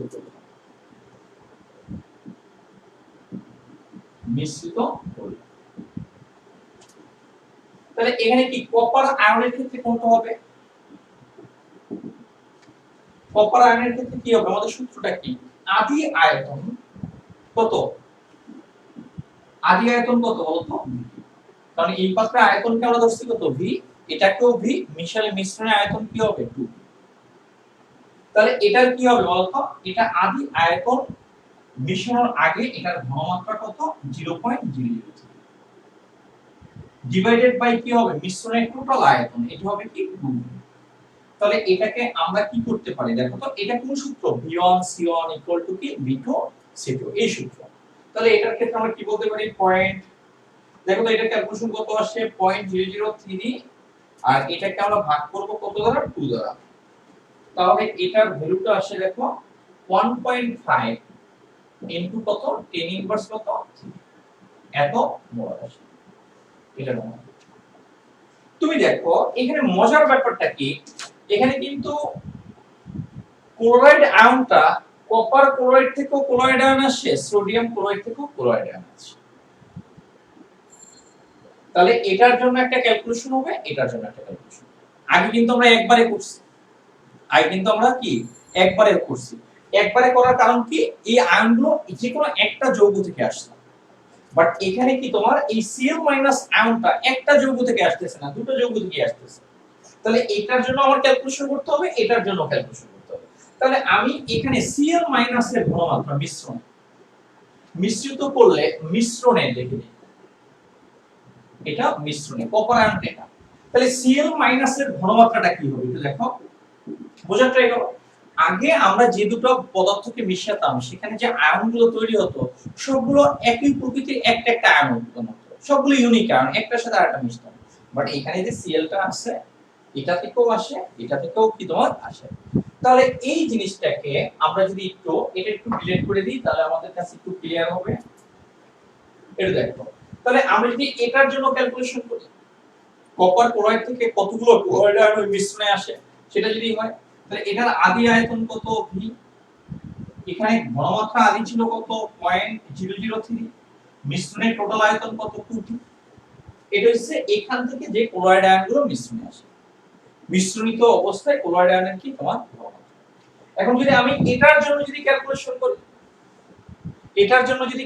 করি, সোডিয়াম ক্লোরাইডের জন্য, তো ক্লোরাইড আয়নের তোমার কি আদি আয়তন কি ছিল? সোডিয়াম ক্লোরাইডের ক্ষেত্রে ভি, তার আদি ঘনমাত্রা কত ছিল? 0.00 কত? 4। মিশ্রণের টোটাল আয়তন কত? 2। তার মানে এই আয়তনটা, এই ঘনমাত্রাটা কার জন্য? কপার ক্লোরাইড থেকে ক্লোরাইড আয়ন মিশ্রিত অবস্থায় যখন থাকে তার কি ঘনমাত্রা। আর এই ঘনমাত্রাটা কার? তোমার কি সোডিয়াম ক্লোরাইড থেকে যে ক্লোরাইড আয়ন গুলো আসে তাদের কি তোমার ঘনমাত্রা। তাহলে এই দুটো আমি যদি যোগ করি তাহলে ওই মিশ্রণে কি হবে বলতো? টোটাল আমরা কি পেয়ে যাব বলতো? ক্লোরাইড আয়নের ঘনমাত্রা পেয়ে যাব। এটা যদি যোগ করি ভিবি কাটো, ভিবি যদি কাটো তাহলে এটার ভ্যালু কত আসে? 1.5 ইনটু কত 10 ইনভার্স 3 প্লাস, আর এটার ভ্যালুটা কত আসে দেখো 0.004, আর এটা কত 2, এটা কত 2 ইনটু 10 ইনভার্স কত 3, তাহলে এটার মান চলে আসে কত 3.5 ইনটু কত 10 ইনভার্স 3 এত। তুমি আসলে ক্লোরাইড আয়নের হিসাবটা বুঝছো কিনা আমাকে একটু কমেন্টসে একটু জানাও ক্লোরাইড আয়নের, তারপর আমরা ম্যাথে যাব। এটাই এসে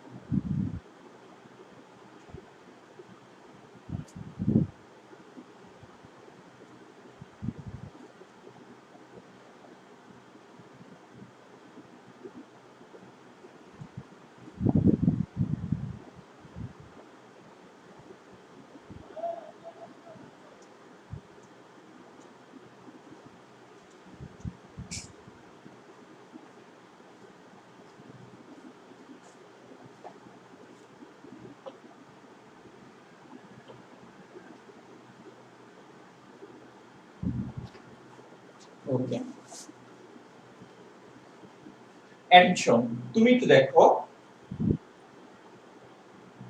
আমি জিনিসটাকে আবার বলি তোমার, হ্যাঁ, যদি তোমার ক্লোরাইড আয়নটা তুমি জিয়াদ যেটা বলছে যে একবারে করলে হয় কিনা, হ্যাঁ একবারে করলে হবে, হবে না কেন? অবশ্যই হবে। তুমি একটু দেখো, আমি এই জিনিসটাকে একটু রিলেট করি এই জিনিসটা বোঝানোর জন্য।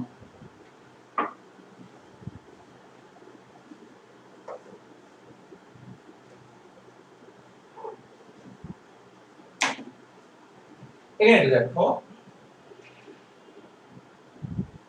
এটা সোডিয়াম ক্লোরাইড আর এটা কপার ক্লোরাইড, এটার ঘনমাত্রা আমরা ধরছি কত 0.003, আর এটার ঘনমাত্রা ধরছি কত 0.004। এই পাত্র থেকে ক্লোরাইড আয়ন আসে আর এই পাত্র থেকে ক্লোরাইড আয়ন আসে, এই পাত্র থেকে আসে কি পরিমাণ 0.003, এই পাত্র থেকে ক্লোরাইড আয়ন আসে কত 0.004, টোটাল ক্লোরাইড আয়ন আসে কত 0.003 প্লাস কত 0.00 কত, এখান থেকে যে ক্লোরাইড আয়ন আসে কি পরিমাণ আসে 0.003, এখান থেকে আসে কত 0.00 কত 4, টোটাল আসে এটা। তাহলে মিশ্রণে তোমার টোটাল হবে কত? মিশ্রণে টোটাল হবে কত তোমার? এগুলোর আদি অবস্থায় আয়তন ছিল কত ভি, আর মিশ্রণের টোটাল আয়তন কত বলতো? এটা দ্বারা যদি কাটাকাটি করে ভাগ করো তাহলে এই ক্যালকুলেশনটা চলে যাবে।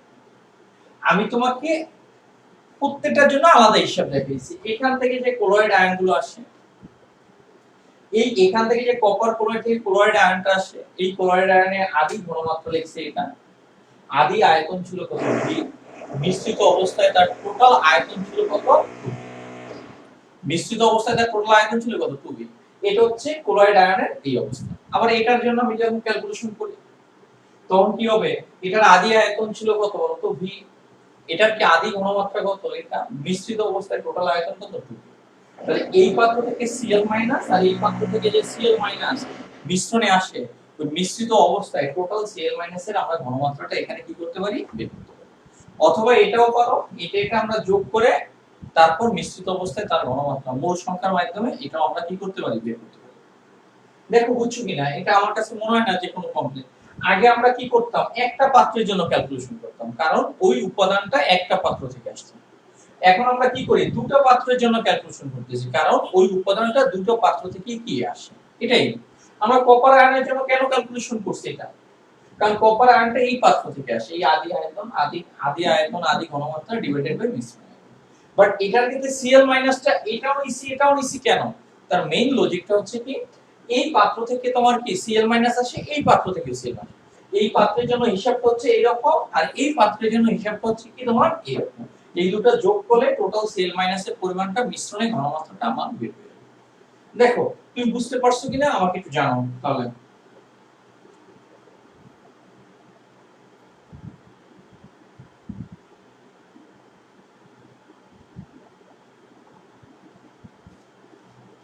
হ্যাঁ, প্রিন্স তুমি বুঝছো, উদয় উদয় উদয় বুঝছো কিনা?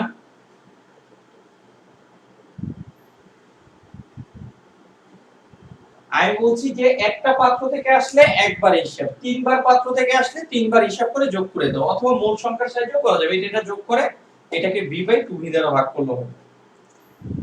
দেখো এখানে যদি আরো একটা উপাদান থাকতো KCl, তাহলে ওই KCl পাত্রের জন্য কি হতো, মান এসে এখানে যোগ হয়ে আসবে।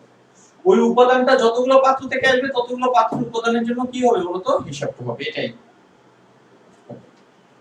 তুমি দেখো, তাহলে এখানে আমি কি বলতে পারি,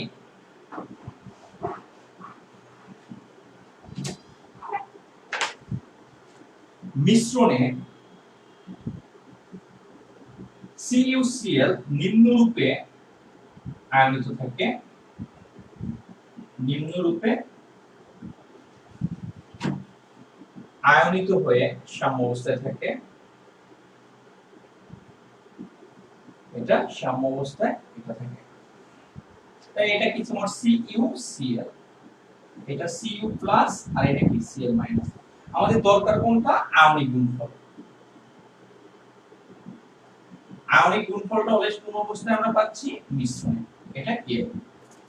তাহলে এটার ক্ষেত্রে আমরা কি বলতে পারি, এটা কপার প্লাসের কি ঘনমাত্রা, আর এটা কি বলতো Cl মাইনাসের কি ঘনমাত্রা।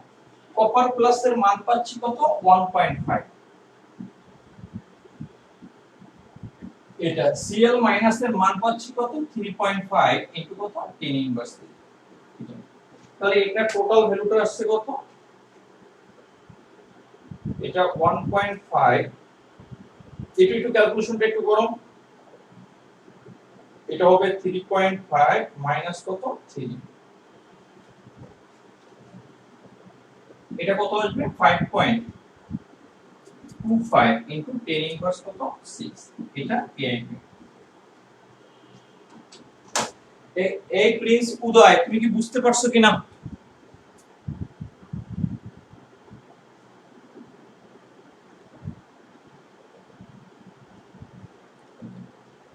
এখানে একটু দেখো, CuCl এর KSP দেওয়া আছে,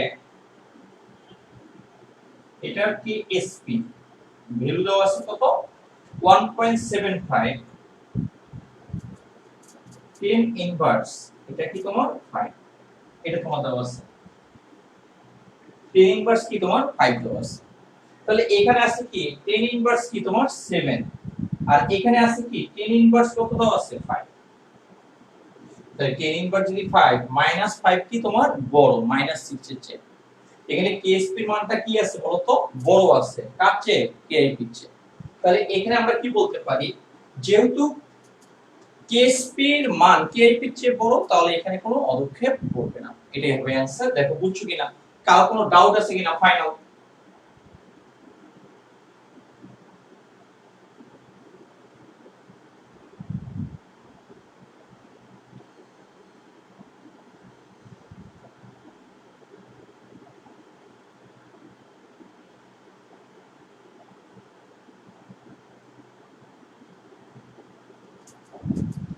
হ্যাঁ, তানভীর মাহতাব খান।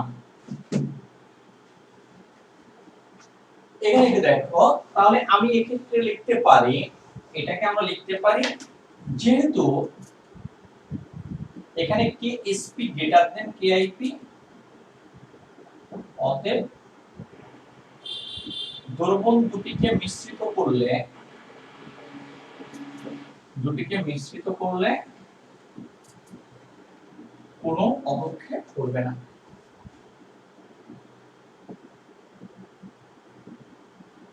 এটা অবক্ষেপ করবে না।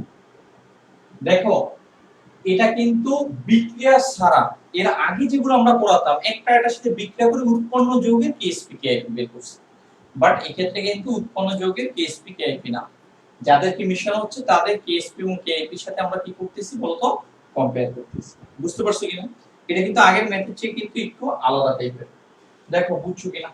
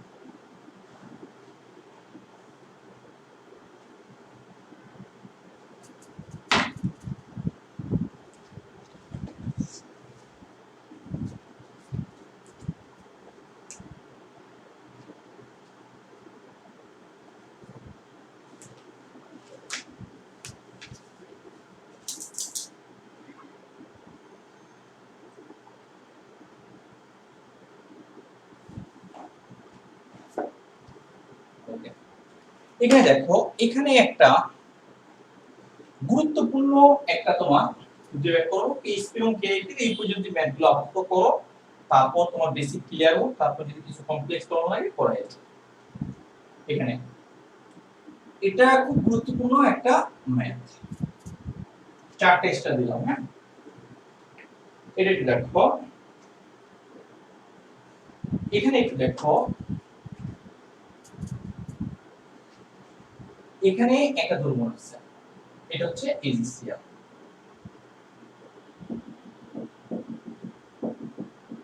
তার পিএসপি দেওয়া আছে কত,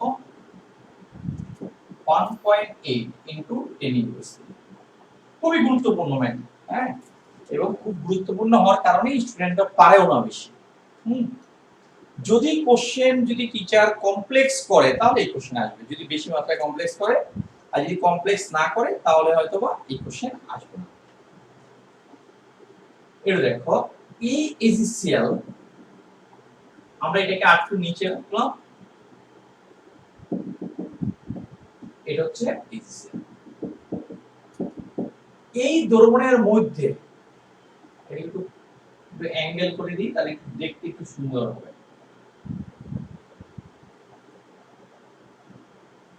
এই দ্রবণের মধ্যে আমরা 3.0 মোলার অ্যামোনিয়া দ্রবণ আমরা যোগ করতেছি।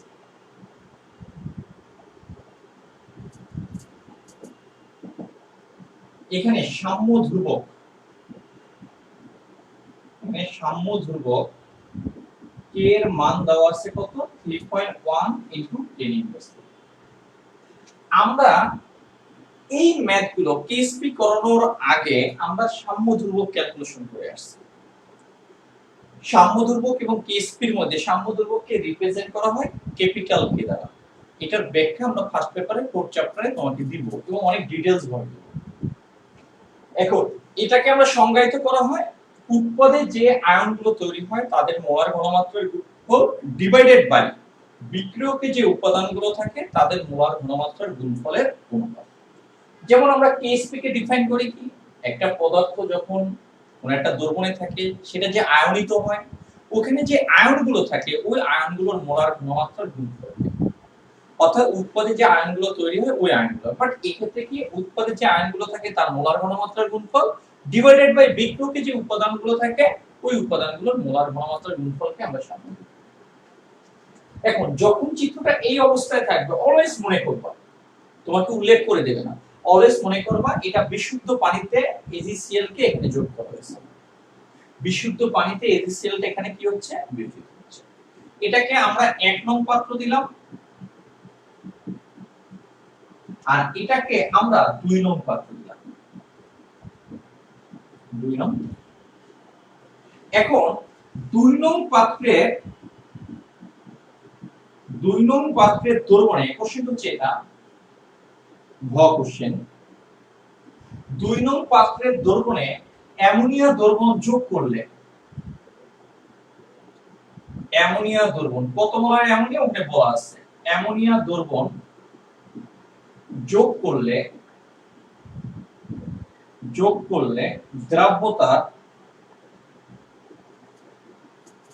দ্রাব্যতার কোনো পরিবর্তন হবে কিনা,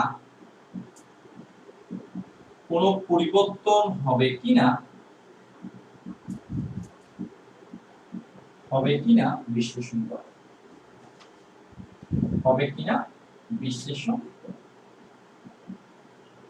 এটা তোমার এখানে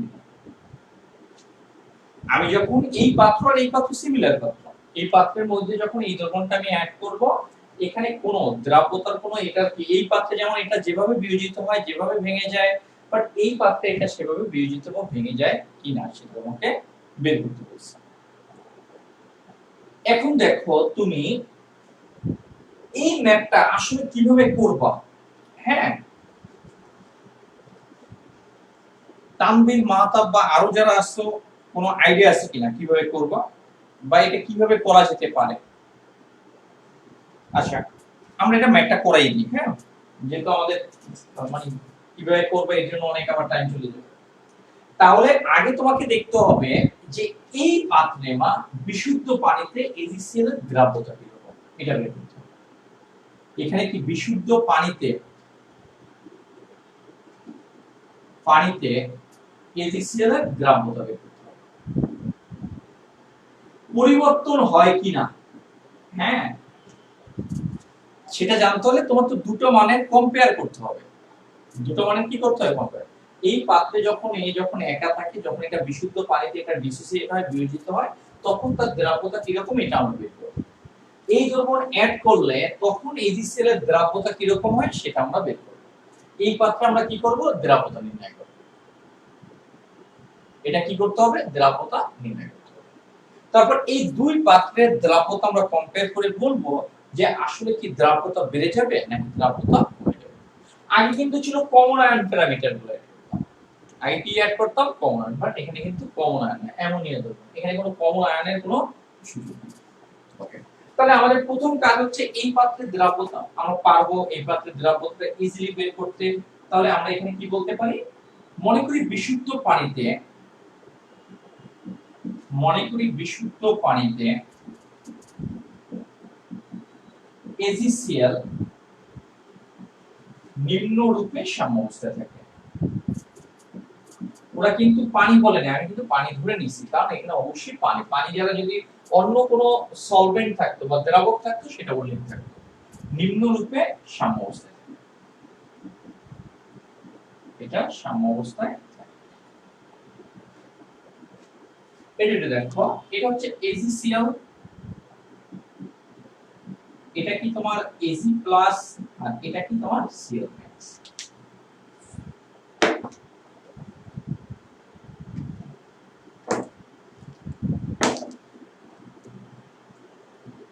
তাহলে এটার ক্ষেত্রে আমরা কি বলতে পারি, অতএব এটা দ্রাব্যতাকে আমরা ধরলাম কত, এস, এটা এস, আমরা বের করতে চাই কাকে, এস।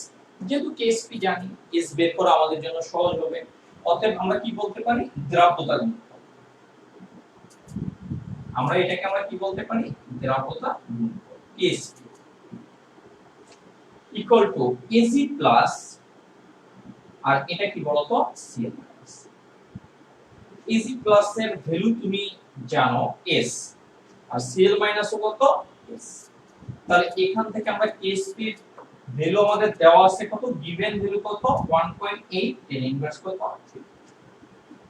এখান থেকে আমরা যদি S বের করতে চাই, বাচ্চারা করে কি S ইনটু S, এটা লিখে রাখে 2S, মানে কমন সেন্সের অভাব। তার মানে S ইনটু S মানে KS স্কয়ার, হ্যাঁ এটাও লিখে দিই, কারণ কি থেকে কি করে ফেলো এটাই হচ্ছে কথা। তারপর এটাকে কি করতে হয়, বর্গমূল করতে হয়। এটাকে আমরা কি করব, বর্গমূল করব 1.8, এটা কি -3, এটাকে আমরা কি করব, বর্গমূল করব। হ্যাঁ, বর্গমূলটা আমরা এই অ্যানসার এখানে আসলাম। তোমরা একটু একটু ক্যালকুলেশন করে দেখো, অনেক সময় আমার ভুল হয়। এটা কি 4.42.42, এটা 64 ইনটু 10 ইনভার্স কত 3। এটা কি তোমার s এর মানটা এখানে বের হয়ে আসছে, এটা মোলটা। দেখো এই পর্যন্ত কারো কোনো ডাউট আছে কিনা? আমাদের মেইন ফোকাস এখানে না, মেইন ফোকাসটা কোথায়, এখানে। এই পাত্রে আমরা কিভাবে দ্রাব্যতাটা আমরা ক্যালকুলেশন করব। হ্যাঁ, এই পর্যন্ত আসলে বোঝায় বা কোনো কারণে বুঝতে অসুবিধা আছে কিনা একটু জানাও, যে আমি যতটুকু বলছি অতটুকু বুঝছো কিনা।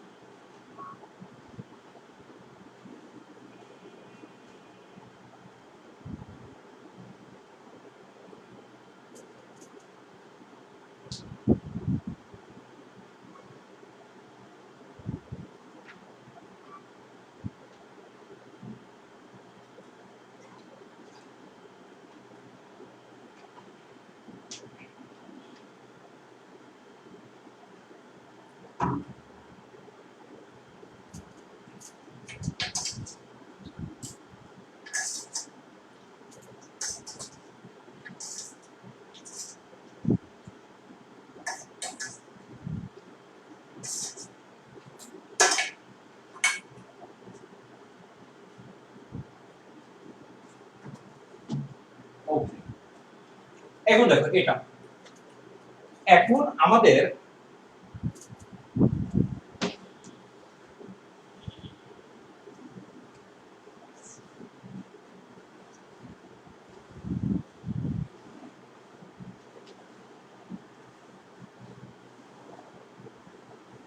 এটা দেখো, এখন 2 নং পাত্রের দর্পণে মানে এজিসিএল এর দর্পণে, 2 নং পাত্রের দর্পণে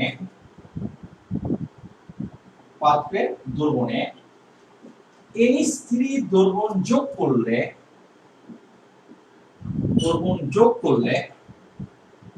এখানে একটা বিক্রিয়া ঘটে। এই বিক্রিয়াটা একটা তোমার উভমুখী বিক্রিয়া, এই বিক্রিয়াটা সাম্য অবস্থায় থাকে, করলে সাম্য বিক্রিয়াটি হবে নিম্ন, বিক্রিয়াটি হবে নিম্ন।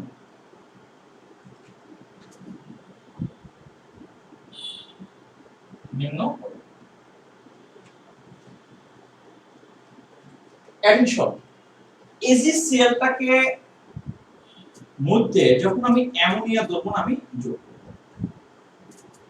এখানে একটা কমপ্লেক্স টাইপের একটা যৌগ তৈরি হয়। ওই কমপ্লেক্সটার নাম কি, এটা আমরা এই লেকচারের পরে আয়ন শনাক্তকরণ যখন টপিক পড়াবো তখন ওই অংশে গিয়ে আমি এটা ব্যাখ্যা করব, এবং এই যৌগের গঠনটা আমি ফার্স্ট পেপারের 3rd চ্যাপ্টারে ডিটেইলস এটা নিয়ে আলোচনা করব।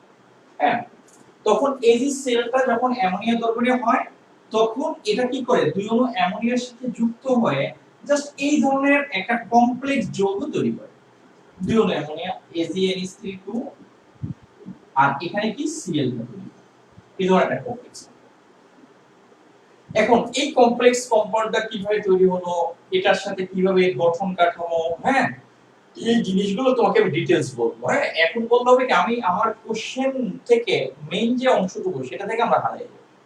এটা তোমার তৈরি, এটা তৈরি হওয়ার পর এই যৌগটা, এটা হচ্ছে একটা জটিল যৌগ। এই জটিল যৌগের নাম কি এগুলো আমরা পরে বলবো, একটু পরে। হ্যাঁ, এই ম্যাথটা করার পরে আমাদের এই অংশটা আলোচনা চলে যাবে। এই যৌগটা উৎপন্ন হওয়ার সাথে সাথে এরা কি হয়, আয়নিত হয়। এটা হয় প্লাস, এটা হয় কি প্লাস, আর এই সিএলটা কি তোমার মাইনাস। কারণ অ্যামোনিয়া কি তোমার যৌগ, এটা প্লাস না মাইনাস তুমি একটু দেখো, থার্ড ব্র্যাকেটের ভিতরে থার্ড ব্র্যাকেটের বাইরে দেখো। এটা কি এজি, এটা সিলভারের যোজনী হচ্ছে কত জানো তো 1। সিলভার ধাতু, তাহলে তার চার সংখ্যা কত হবে বলো তো প্লাস। অ্যামোনিয়া কয়টা আছে? দুইটা। একটা অ্যামোনিয়া একটা যৌগ, একটা যৌগের জারণ সংখ্যার যোগফল অলওয়েজ কত হয় বলো তো 0। তাহলে থার্ড ব্র্যাকেটের ভিতরে টোটাল ক্যালকুলেশন কত বলতো +1। তাহলে এই সিএলটা কি বলতো মাইনাস, সিএলটা কি মাইনাস, তাই এটা -1 ইকুয়াল টু কত ছিল, তার মানে থার্ড ব্র্যাকেটের ভিতরে টোটাল যোগফলটা কত +1, আর থার্ড ব্র্যাকেটের বাইরে যেটা আছে সিএল সেটা হবে কি মাইনাস। এটা উৎপন্ন হওয়ার সাথে সাথে এটা আয়োনাইজড ফর্মে থাকে, এটা আয়নিত ফর্মে থাকে, তার মানে এটা সিএলটা এই অংশটা প্লাস হয় আর এই অংশটা কি হয় তোমার মাইনাস হয়। এই প্লাসটা কার? আসলে সিলভার। এই প্লাসটা কার? সিলভার। অ্যামোনিয়া এখানে কি চার্জ নেয়, অ্যামোনিয়া এখানে কি নিরপেক্ষ যৌগ হিসেবে কাজ করে। হ্যাঁ, এই যৌগের একটা স্পেশাল নাম আছে, এগুলো আমি এখন এখানে বলতে চাচ্ছি না তোমাকে, হ্যাঁ, তাহলে তুমি বুঝতে পারবে না। এই বিক্রিয়াটা হয়, তাহলে এটা যদি একটা উভমুখী বিক্রিয়া হয়, একটা উভমুখী বিক্রিয়া কি হয়, একটা সার্টেন টাইমে সামনের দিকে বিক্রিয়ার গতিবেগ এবং পিছনের দিকে বিক্রিয়ার গতিবেগটা পরস্পর কি হয়ে যায় সমান হয়। তাহলে এটা কি একটা রাসায়নিক সাম্যাবস্থা অর্জন করে, আর রাসায়নিক সাম্যাবস্থার জন্য একটা কনস্ট্যান্ট আমরা কনসিডার করি, সেই কনস্ট্যান্টটাকে আমরা কি বলছি সাম্য ধ্রুবক। এই সাম্য ধ্রুবক নিয়ে আমরা কথা বলছি, কিন্তু সেটা খুবই সামান্য, সেটা নিয়ে আমরা ডিটেইলস কথা বলবো, একটু ওয়েট করতে হবে। সাম্য ধ্রুবক ইকুয়াল টু কে। এই বিক্রিয়ার জন্য যদি আমরা সাম্য ধ্রুবককে যদি কনসিডার করি, তাহলে এটা হচ্ছে কি বলতো, এখানে যে আয়নগুলো পাওয়া যায়, এখানে যে আয়নগুলো পাওয়া যায় সেই আয়নের মোলার ঘনমাত্রার গুণফল এটা প্লাস, এখানে যে আয়নগুলো পাওয়া যায় এই আয়নের মোলার ঘনমাত্রার এই গুণফল, ক্লিয়ার না? ডিভাইডেড বাই এটা হচ্ছে আমরা কেএসপি হলে শুধুমাত্র এই আয়নের মোলার ঘনমাত্রার গুণফল আসে, বাট এখানে তোমার কি হয় যে এটার সাথে কি আসবে বলতো বিক্রিয়কের উপাদানটা তোমার কি চলে আসবে। তাহলে এখানে কি বিক্রিয়ক হিসেবে আছে কি বলতো এজিসিএল, আর এখানে কি আছে বলতো অ্যামোনিয়া, এটা চলে যাবে। আচ্ছা, এটা একটু নিচে লিখতে হবে, এটা একটু নিচে লিখতে হবে, হ্যাঁ। এই বিক্রিয়াটার সাম্য ধ্রুবক, এটা সাম্য ধ্রুবক আমরা ধরে নিলাম কত, এটা কে ইকুয়াল টু এটা এজি, এটা NH3, এটা 2E প্লাস, আর এটা হবে কি বলতো ACl মাইনাস, আর এখানে হবে কি বলতো AgCl, আর এখানে কত হবে, এটা যে অ্যামোনিয়া, হ্যাঁ অ্যামোনিয়া, এটা কি অ্যামোনিয়ার মোলার ঘনমাত্রা কন্ডিশন কি মোল সংখ্যা যেটা আছে সেটা কোথায় চলে যাবে এই পাওয়া। এখন একটু দেখো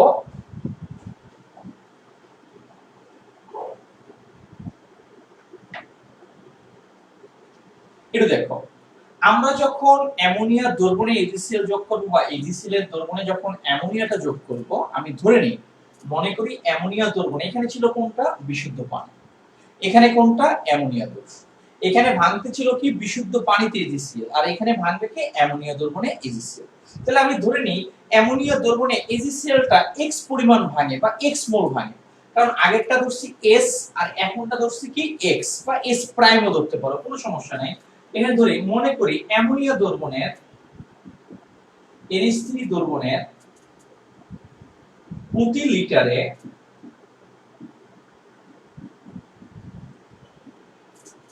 AgCl এর x মোল তোমার দ্রবীভূত থাকে, এটা আমরা ধরে নিই। এটা কি বোঝায় 1 লিটারে x মোল ডিজলভ থাকে, অর্থাৎ এটা দ্রাব্যতা কত x, এই দ্রাব্যতা s প্রাইমও ধরতে পারো, কোনো সমস্যা নেই, হ্যাঁ যদি তুমি এটাকে s প্রাইম ধরো কোনো সমস্যা নেই, s প্রাইম মোল কি হয় এটা দ্রবীভূত অবস্থা। তুমি একটু দেখো এটার সাথে এটার সম্পর্কটাকে এখানে আমরা যদি ক্যালকুলেশন করি, এটা দ্রাব্যতা আমি ধরে নিলাম কত s প্রাইম, বোঝার ট্রাই করব। এটা যদি একটা হয় আগে একটু বোঝার ট্রাই করব, এটার মোল সংখ্যা কত 1, এটার মোল সংখ্যা কত 2, এটার মোল সংখ্যা কত 1, এটার মোল সংখ্যা কত 1, এটা যদি একটা ভাঙে, বিক্রয়কের ক্ষেত্রে ভাঙে আর উৎপাদের ক্ষেত্রে কি হয় বলতো তৈরি হয়। বোঝা ট্রাই করবা, কিন্তু বোঝা ট্রাই করবা। বিক্রয়কের ক্ষেত্রে কি ভাঙে, এটা দ্বারা কি বুঝায়? আগে কিন্তু একটা বিক্রয়কের উপাদান কিন্তু দুইটা ছিল না, একটা। এই বিক্রিয়ায় কিন্তু বিক্রয়কের উপাদান কয়টা বলতো? দুইটা। এটা দ্বারা কি ইন্ডিকেট করে যে এটা যদি একটা ভাঙে তাহলে অ্যামোনিয়া ভাঙবে কয়টা বলতো? দুইটা। বাট এটা তৈরি হবে কয়টা? একটা। এটাও তৈরি হবে কয়টা? একটা। এটা যদি দুটো ভাঙে, এটা ভাঙবে কয়টা? তার ডাবল। বিক্রয়কে ভাঙে, বিক্রয়কে তোমার উৎপন্ন হয় না, উৎপদে উৎপন্ন হয়। এটা যদি একটা ভাঙে, এটা তৈরি হবে একটা, এটা তৈরি হবে একটা। বাট এটা ভাঙবে কয়টা? দুইটা। এটা যদি দুটো ভাঙে তাহলে এটাও ভাঙবে কয়টা বলতো? এটা উৎপন্ন হবে কয়টা? দুইটা। এটা উৎপন্ন হবে কয়টা? দুইটা। বাট এটা উৎপন্ন হবে কয়টা? তার এটা ভাঙবে কয়টা? তার মানে কি? তার ডাবল, মানে চারটা ভাঙবে। মানে বিক্রয়কের ক্ষেত্রে ভাঙে আর উৎপদের ক্ষেত্রে কি হয়? উৎপন্ন হয়। আমি এটার ক্ষেত্রে ধরলাম এটা ইজ প্রাইম, মোল ডিসলভ হয় বা ভেঙে যায়। তাহলে এটার ক্ষেত্রে কি হবে? এটা উৎপন্ন হবে কি পরিমাণ? সম পরিমাণ s প্রাইম। এটা উৎপন্ন হবে কি পরিমাণ? s prime. এই s প্রাইমটা আমরা বাদ দিই, এটা লিখতে একটু ঝামেলা হয়, আবার পাওয়ার চলে আসবে তো তখন আবার ঝামেলা হবে। x মোল লিখলাম, এটা x, এটা x, আর এটা কি? x মোল। তুমি একটু দেখো, এটা যদি একটা ভাঙে এটা ভাঙবে দুইটা, এটা দুইটা ভাঙলে এটা চারটা, ডাবল। এটা যদি x পরিমাণ ভাঙে এটা ভাঙবে কি? তার ডাবল, 2x। এটা ভাঙবে কি বলতো? 2x। এই যৌগে অ্যামোনিয়া ছিল কত মোল বলতো? 3 মোল পার লিটার। কত মোল পার লিটার? 3 মোল পার লিটার। কিন্তু 3 মোল পার লিটার অ্যামোনিয়া ছিল, সেখান থেকে বিক্রিয়া করছে কি পরিমাণ? 2x পরিমাণ। সেখান থেকে ভাঙতে আসছে কি পরিমাণ? 2x পরিমাণ। সেখান থেকে 3 মোল থেকে চলে গেছে কি পরিমাণ? 2x পরিমাণ। তাহলে থাকবে কি পরিমাণ? 3 মাইনাস 2x। থাকবে কি পরিমাণ? 3 মাইনাস কি বলতো? 2x। আমার কথা বুঝতে পারছো কি? আমি তোমাকে আবার বলছি, এটা যদি একটা ভাঙে এটা উৎপন্ন হবে একটা, এটা উৎপন্ন হবে একটা। বাট এটা ভাঙবে কয়টা? দুইটা। এটা বিক্রিয়া করবে কয়টা? দুইটা। এটা যদি x পরিমাণ যদি বিয়োজিত হয় তাহলে এটা কি হবে বলতো? বিক্রিয়া করবে কি পরিমাণ? 2x। এটা আসে কি পরিমাণ? 3। চলে যাচ্ছে কি পরিমাণ? বিক্রিয়া করতেছে কি পরিমাণ? 2x।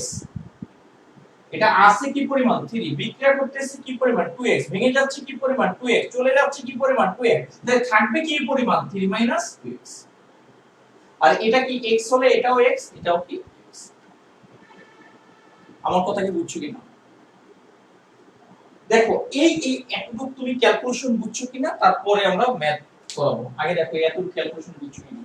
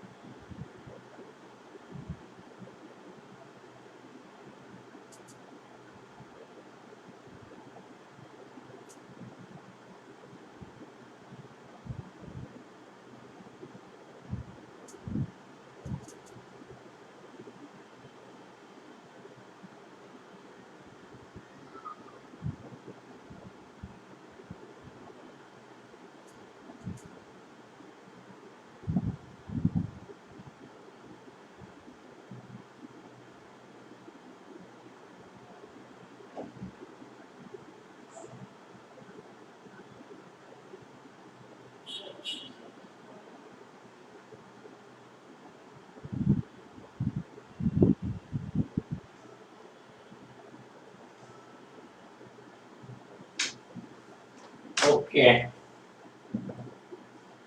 একটু দেখো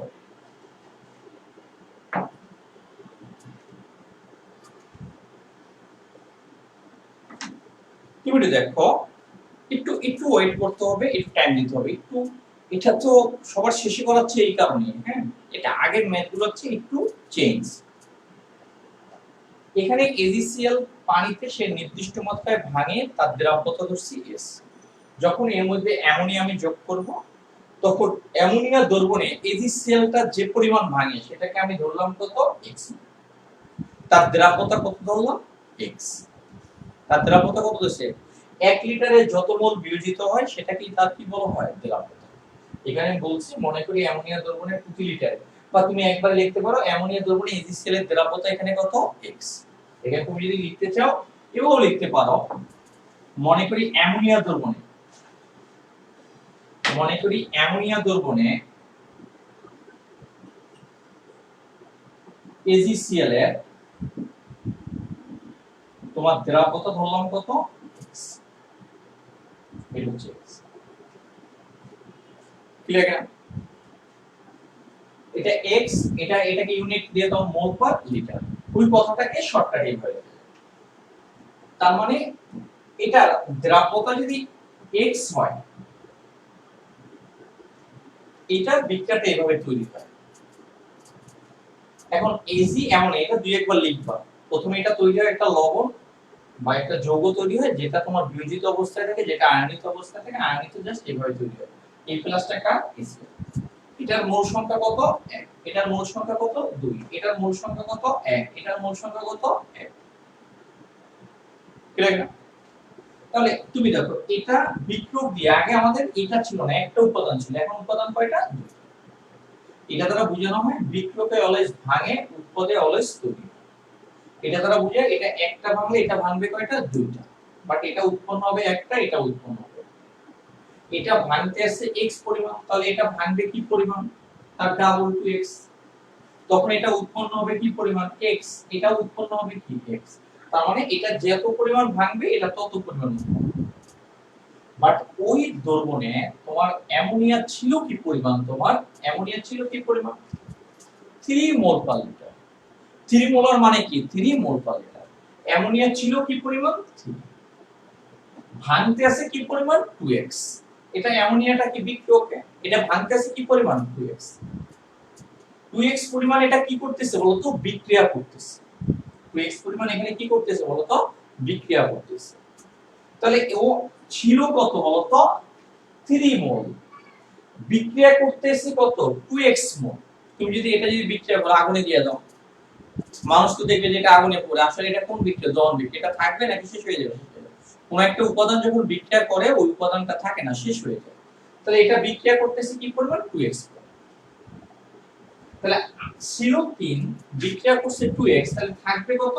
3 2x। থাকবে কত? 3 2x। দেখো এই পর্যন্ত এখন বুঝছো কিনা আমাকে বলো, তারপর আমি টপিক আগাবো।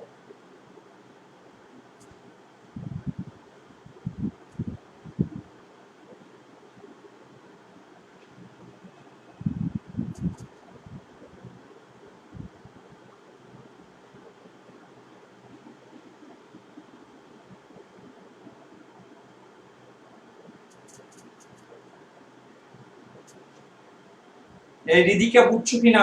আসমানিকা,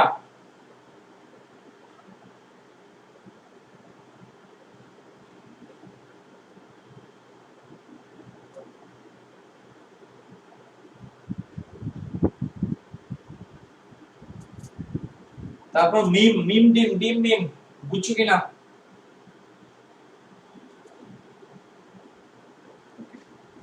তুমি দেখো এখানে একটু আবার একটু চেঞ্জেস, এখানে তিনটা চেঞ্জ। এক হচ্ছে এই বিক্রিয়াটা কমপ্লেক্স, কেন স্টুডেন্টরা পারবে না এই বিক্রিয়াটা পারবে না। সেকেন্ড হচ্ছে এই ক্যালকুলেশনটা বুঝবে না। থার্ড হচ্ছে একটু চেঞ্জেস, কি রকম? এটা দ্রবণে থাকে, এটাও অ্যামোনিয়া দ্রবণ, আর HClটা এখানে সলিড ফর্মে থাকে, কঠিন ফর্মে থাকে। সলিড ফর্মে যেটা থাকে তার ভ্যালুকে 1 কনসিডার করা হয়। তার ভ্যালুকে কত কনসিডার করা হয়? 1। সাম্য ধ্রুবকে সেই মানটাকে কনসিডার করা হয় না, আনা হয় না। এখানে কি HClটা কোন ফর্মে থাকে? কঠিন ফর্মে, কঠিন রূপে অবস্থান। একটা বিক্রিয়ায় যে উপাদানগুলো কঠিন রূপে অবস্থান করে তাদেরকে ওই সাম্য ধ্রুবকের বিক্রিয়ার সমীকরণে আনা হয় না। তুমি প্রথমে আনো, তাদের এই ভ্যালুটাকে কত কনসিডার করা হয়? 1 কনসিডার করা হয়। কত কনসিডার করা হয়? 1। তুমি মনে করো এটা কিন্তু x পরিমাণ আছে, এটা x পরিমাণ আছে, বোঝার ট্রাই করবা কিন্তু এটা x পরিমাণ আছে, এটা x পরিমাণ আছে, 3 2x, এটা কিন্তু বিক্রিয়া না, এই বিক্রিয়া করতেছে কি পরিমাণ? 2x পরিমাণ। বিক্রিয়া করতেছে কি পরিমাণ? 2x পরিমাণ। ভেঙে যাচ্ছে কি পরিমাণ? 2x।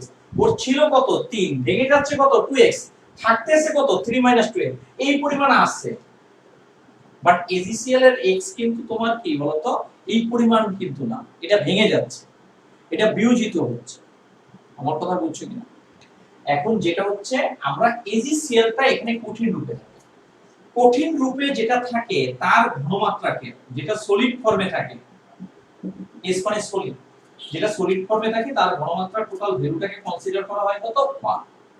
এখানে 3 2x দ্বারা কি তুমি বলতে পারো স্যার x এর না কেন? এখানে 3 2x দ্বারা কি ইন্ডিকেট করছে? এটা এই পরিমাণ আছে, এটা এই পরিমাণ আছে, এটা এই পরিমাণ আছে, বাট এই x দ্বারা কিন্তু ইন্ডিকেট করে না যে এটা এই পরিমাণ আছে, এটা এই পরিমাণ আছে, এটা এখানে ইন্ডিকেট করে না, কিন্তু এটা এই পরিমাণ কি করতেছে? বিক্রিয়া করতেছে।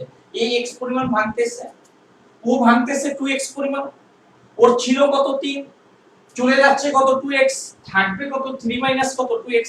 ওর টাকা ছিল 3 লাখ, চলে যাচ্ছে 2 লাখ, তাহলে থাকবে কত 3 মাইনাস কত 3 লাখ থেকে 2 লাখ, তাহলে থাকবে কত 1 লাখ টাকা। এটা যদি x পরিমাণ ভাঙে তাহলে এটা তৈরি হবে কত x, ওই ধর মানে x পরিমাণ এটা আছে, x পরিমাণ এটা আছে, এই পরিমাণ এটা আছে, বাট এটা এজিসিএল এর অ্যামাউন্ট কিন্তু এই পরিমাণ না। যদি কোনো একটা কঠিন ফর্মে থাকে তখন তার ভ্যালুটাকে কত ধরতে হয়? 1 ধরতে হয়। তাহলে আমি এখানে এটার ভ্যালুটা কি একটু দেখো, এটার ভ্যালু কত x ইনটু এটার ভ্যালু কত x, এজিসিএল এর ভ্যালুটাকে আমি ধরব কত 1, কঠিন রূপে আছে এই কারণে, এটা দ্রবণে আছে, এটাও দ্রবণে, এটাও দ্রবণে অবস্থা। এখন দেখো, আর এটা এজিসিএলটা তুমি বলবে এজিসিএল কি স্যার দ্রবণের বাইরে আছে? না, এজিসিএল ও দ্রবণে আছে, কিন্তু কোন ফেজে আছে, কোন রূপে আছে? কঠিন রূপে। কঠিন রূপে তার ঘনমাত্রাকে কত কনসিডার করতে হয়? 1 কনসিডার করতে হয়। আর এখানে কি অ্যামোনিয়ার ভ্যালুটা কত দেওয়া আছে? 3 মাইনাস কত 2x, এই তোমার 3 মাইনাস 2x। তাহলে এখান থেকে তুমি কি করবা? এটার ভ্যালুটা নির্ণয় করবা। কে এর ভ্যালু কত? কে এর ভ্যালু কত ভাই? সাম্যদৈর্ঘ্যের ভ্যালু কত দেওয়া আছে? 3.1 ইনটু তোমার কত 10 ইনভার্স কত, এটা কত x স্কয়ার, আর এটা কত বলো তো 1 ইনটু 3 মাইনাস কত 2x। ক্লিয়ার? এই পর্যন্ত কার কোনো ডাউট আছে কিনা আমাকে একটু বলো, এই পর্যন্ত?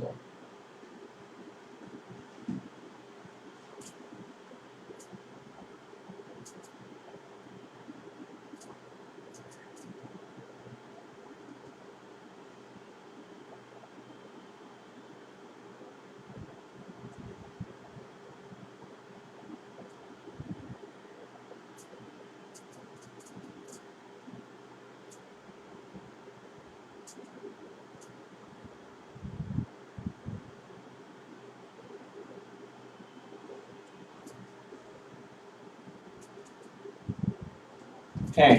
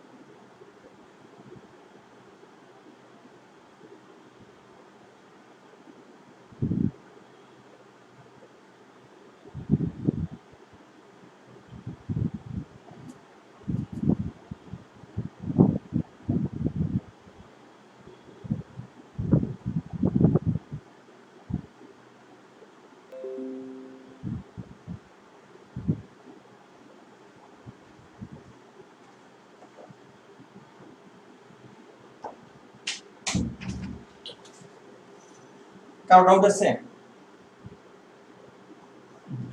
হ্যাঁ, এজিসিএল সলিড, কারণ এজিসিএলটা স্বল্প দ্রবণীয় লবণ। তুমি দেখবা যখন আমরা দ্রাব্যতার ম্যাথ আমরা করছি, একটু ওয়েট করতে হবে, হ্যাঁ 7 মিনিট ওভার হয়েছে, বাট আমরা একটু ওয়েট করতে হবে তোমাদের জন্য। আমরা যখন এজিসিএল একটা স্বল্প দ্রবণীয় লবণ, স্বল্প দ্রবণীয় লবণে কি হয় দেখবে, যখন আমরা দ্রাব্যতার গুণফল পড়াইছি তখন দেখবা স্বল্প দ্রবণীয় লবণে কিছু পরিমাণ আয়নিত হয়, সেটা কোনটা? এক্স পরিমাণ, যেটা ভাঙে। আর ম্যাক্সিমামটাই পানির নিচে কি হয়, তলানি আকারে পড়ে থাকে, অবিয়োজিত অবস্থায় থাকে, সেটা সলিড ফর্মে। এটা যদি সোডিয়াম ক্লোরাইড হতো তাহলে সম্পূর্ণ আয়নিত হতো, এখানে কোনো সলিড ফর্ম থাকতো না, সম্পূর্ণ পানির সাথে মিশে যেত। তুমি পানিতে তুমি সোডিয়াম ক্লোরাইড এড করো, তাহলে দেখবে স্বল্প দ্রবণীয় লবণে যেগুলো থাকে সেগুলো সবই কোন ফর্মে থাকবে? সলিড ফর্মে। ওকে, তুমি দেখো এখানে আমরা স্কয়ার দিছিলাম, বাট এখানে আমরা কিন্তু স্কয়ারটা দিইনি, এখানে কি আমরা স্কয়ারটা দিই। তাহলে দেখো এটাকে আমরা এই টোটালটাকে বর্গমূল করে ফেলি। তো টোটালটাকে আমরা যদি বর্গমূল করে ফেলি তাহলে ব্যাপারটা কি রকম হবে একটু দেখো। এটাকে আমরা যদি বর্গমূল করে ফেলি, দেখো এটাকে বর্গমূল করলে এটা এটা বর্গমূল কত? 3.1, এটা কত? মাইনাস কত? 3। এটাকে আমরা বর্গমূল করলে এটার ভ্যালুটা পাই 55.67, এটা 8 ইনটু 10 ইনভার্স 3। এটাকে যদি বর্গমূল করি 2 2 কাটা যায়, তাহলে স্কয়ার স্কয়ার যদি চলে যায় তাহলে এটা x, এটা কত? 3 মাইনাস কত? x। এটাকে আর গুণ করব, জঘন্য গুণ, হ্যাঁ খুবই জঘন্য টাইপের গুণ, একবারে গুণ করে দিই। এটা ইনটু এটা কত? 3, এটা কত? 0.167, এটা গুণ করলে মাইনাস 2 এর সাথে এটা গুণ করো, 2 ইনটু এই তোমরা একটু গুণ করো, এত জঘন্য টাইপের গুণ। 55.67 মাইনাস 3,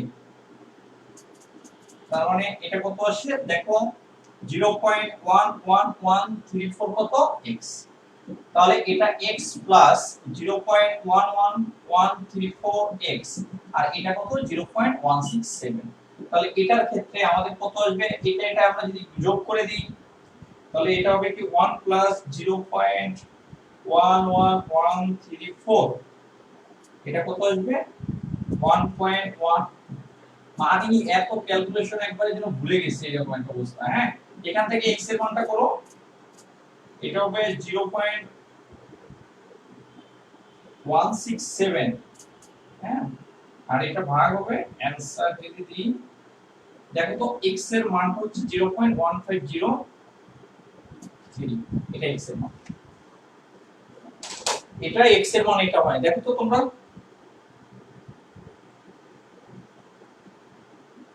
55 পয়েন্ট, হ্যাঁ। পরে x এর মানটা কত আসে একটু দেখো তো।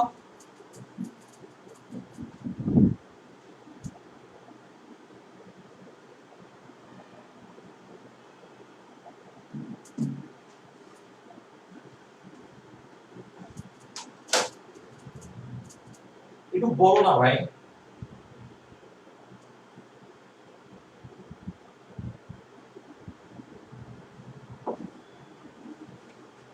আচ্ছা,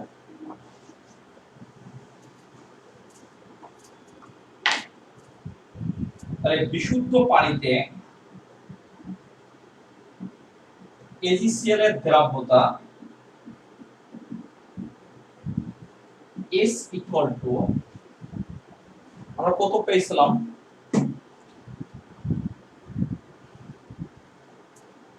S এর মানটা কত পাইছি একটু বলবা?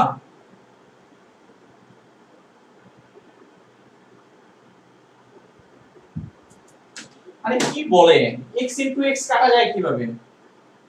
x into x তো x স্কয়ার হয়, আবার কাটা যায় কিভাবে লাস্ট লাইনে? আরে মেয়া এটা x না, এটা তো আগের x। এটা x আসবে কোথা থেকে? এটা যোগ করলে তো এটা চলে আসে, এখানে x আসবে কোথা থেকে? হ্যাঁ, এটা আগের বুঝানোর x। হ্যাঁ, এখন দেখো 0.15 আসছে কিনা। আর আগে আমরা বিশুদ্ধ পানিতে AgCl এর দ্রাব্যতাটা আমরা কত দূর ছিলাম দেখো তো, যে 1.8 into 10 ইনভার্স কত? 10। দেখো তো আগে বিশুদ্ধ পানিতে একটু খালিদ মাহমুদ, আগে বিশুদ্ধ পানিতে AgCl এর দ্রাব্যতা আমরা কত বের করছিলাম দেখো তো, ওই ভ্যালুটা কত লিখছিলাম? আর বেটা আগেরটা বলো তো, কথা বলতেছি টায়ার্ড হয়ে যায়।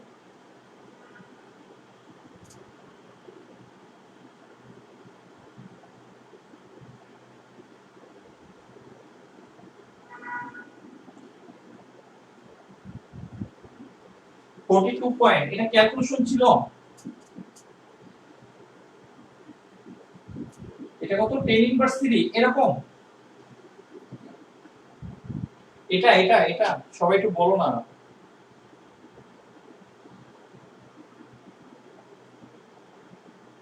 আচ্ছা এখানে এটা, তাহলে দেখো x এর মান বড় নাকি s এর মান বড় বলো তো, কমেন্টসে জানাও তো, x বড় না s বড়, x বড় না s বড়? ওকে ঠিক আছে, x বড় না s বড় কে বলতে পারে?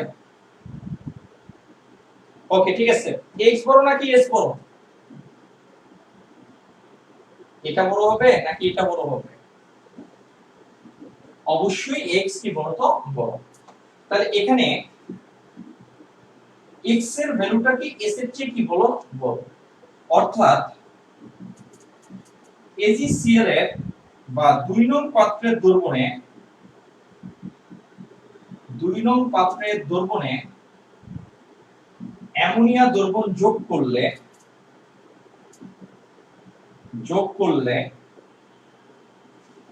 AgCl এর দ্রাব্যতা বৃদ্ধি পায়,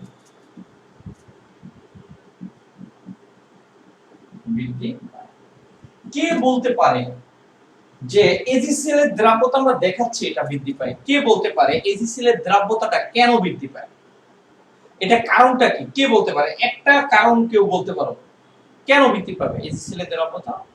আমরা এটা ম্যাথমেটিক্যালি ব্যাখ্যা করছি, কিন্তু কেন বৃদ্ধি পায় তার মেইন রিজনটা কি? AgCl টা অ্যামোনিয়ার সাথে বিক্রিয়া করে, AgCl টা অ্যামোনিয়ার সাথে কি করে বলতো? বিক্রিয়া করে, বিক্রিয়া করে কি তৈরি করে বলতো? প্রোডাক্ট তৈরি করে। অ্যামোনিয়া যত অ্যাড করব AgCl তত বিক্রিয়া করবে, AgCl যত বিক্রিয়া করবে AgCl তত ভাঙবে, AgCl তত কি হবে বলতো? ভেঙে যাবে। AgCl যত ভাঙবে তত এর কি হবে বলতো? দ্রাব্যতা তত বেড়ে যাবে। আমরা দ্রাব্যতা মানে কি, এটা যত বেশি ভাঙবে এটাই তার কি তোমার কি হবে, তো এটা দ্রাব্যতা তত কি হবে? বেশি হবে। অর্থাৎ আমরা যদি AgCl এর দ্রবণে অ্যামোনিয়া যোগ করি তখন একটা বিক্রিয়া, বিক্রিয়াটা সামনের দিকে ডাইভার্ট হয়, আর ডাইভার্ট হওয়ার কারণে কি হয় বলতো? AgCl এর ভাঙার মাত্রা তত কি হয় বলতো? বেড়ে যায়।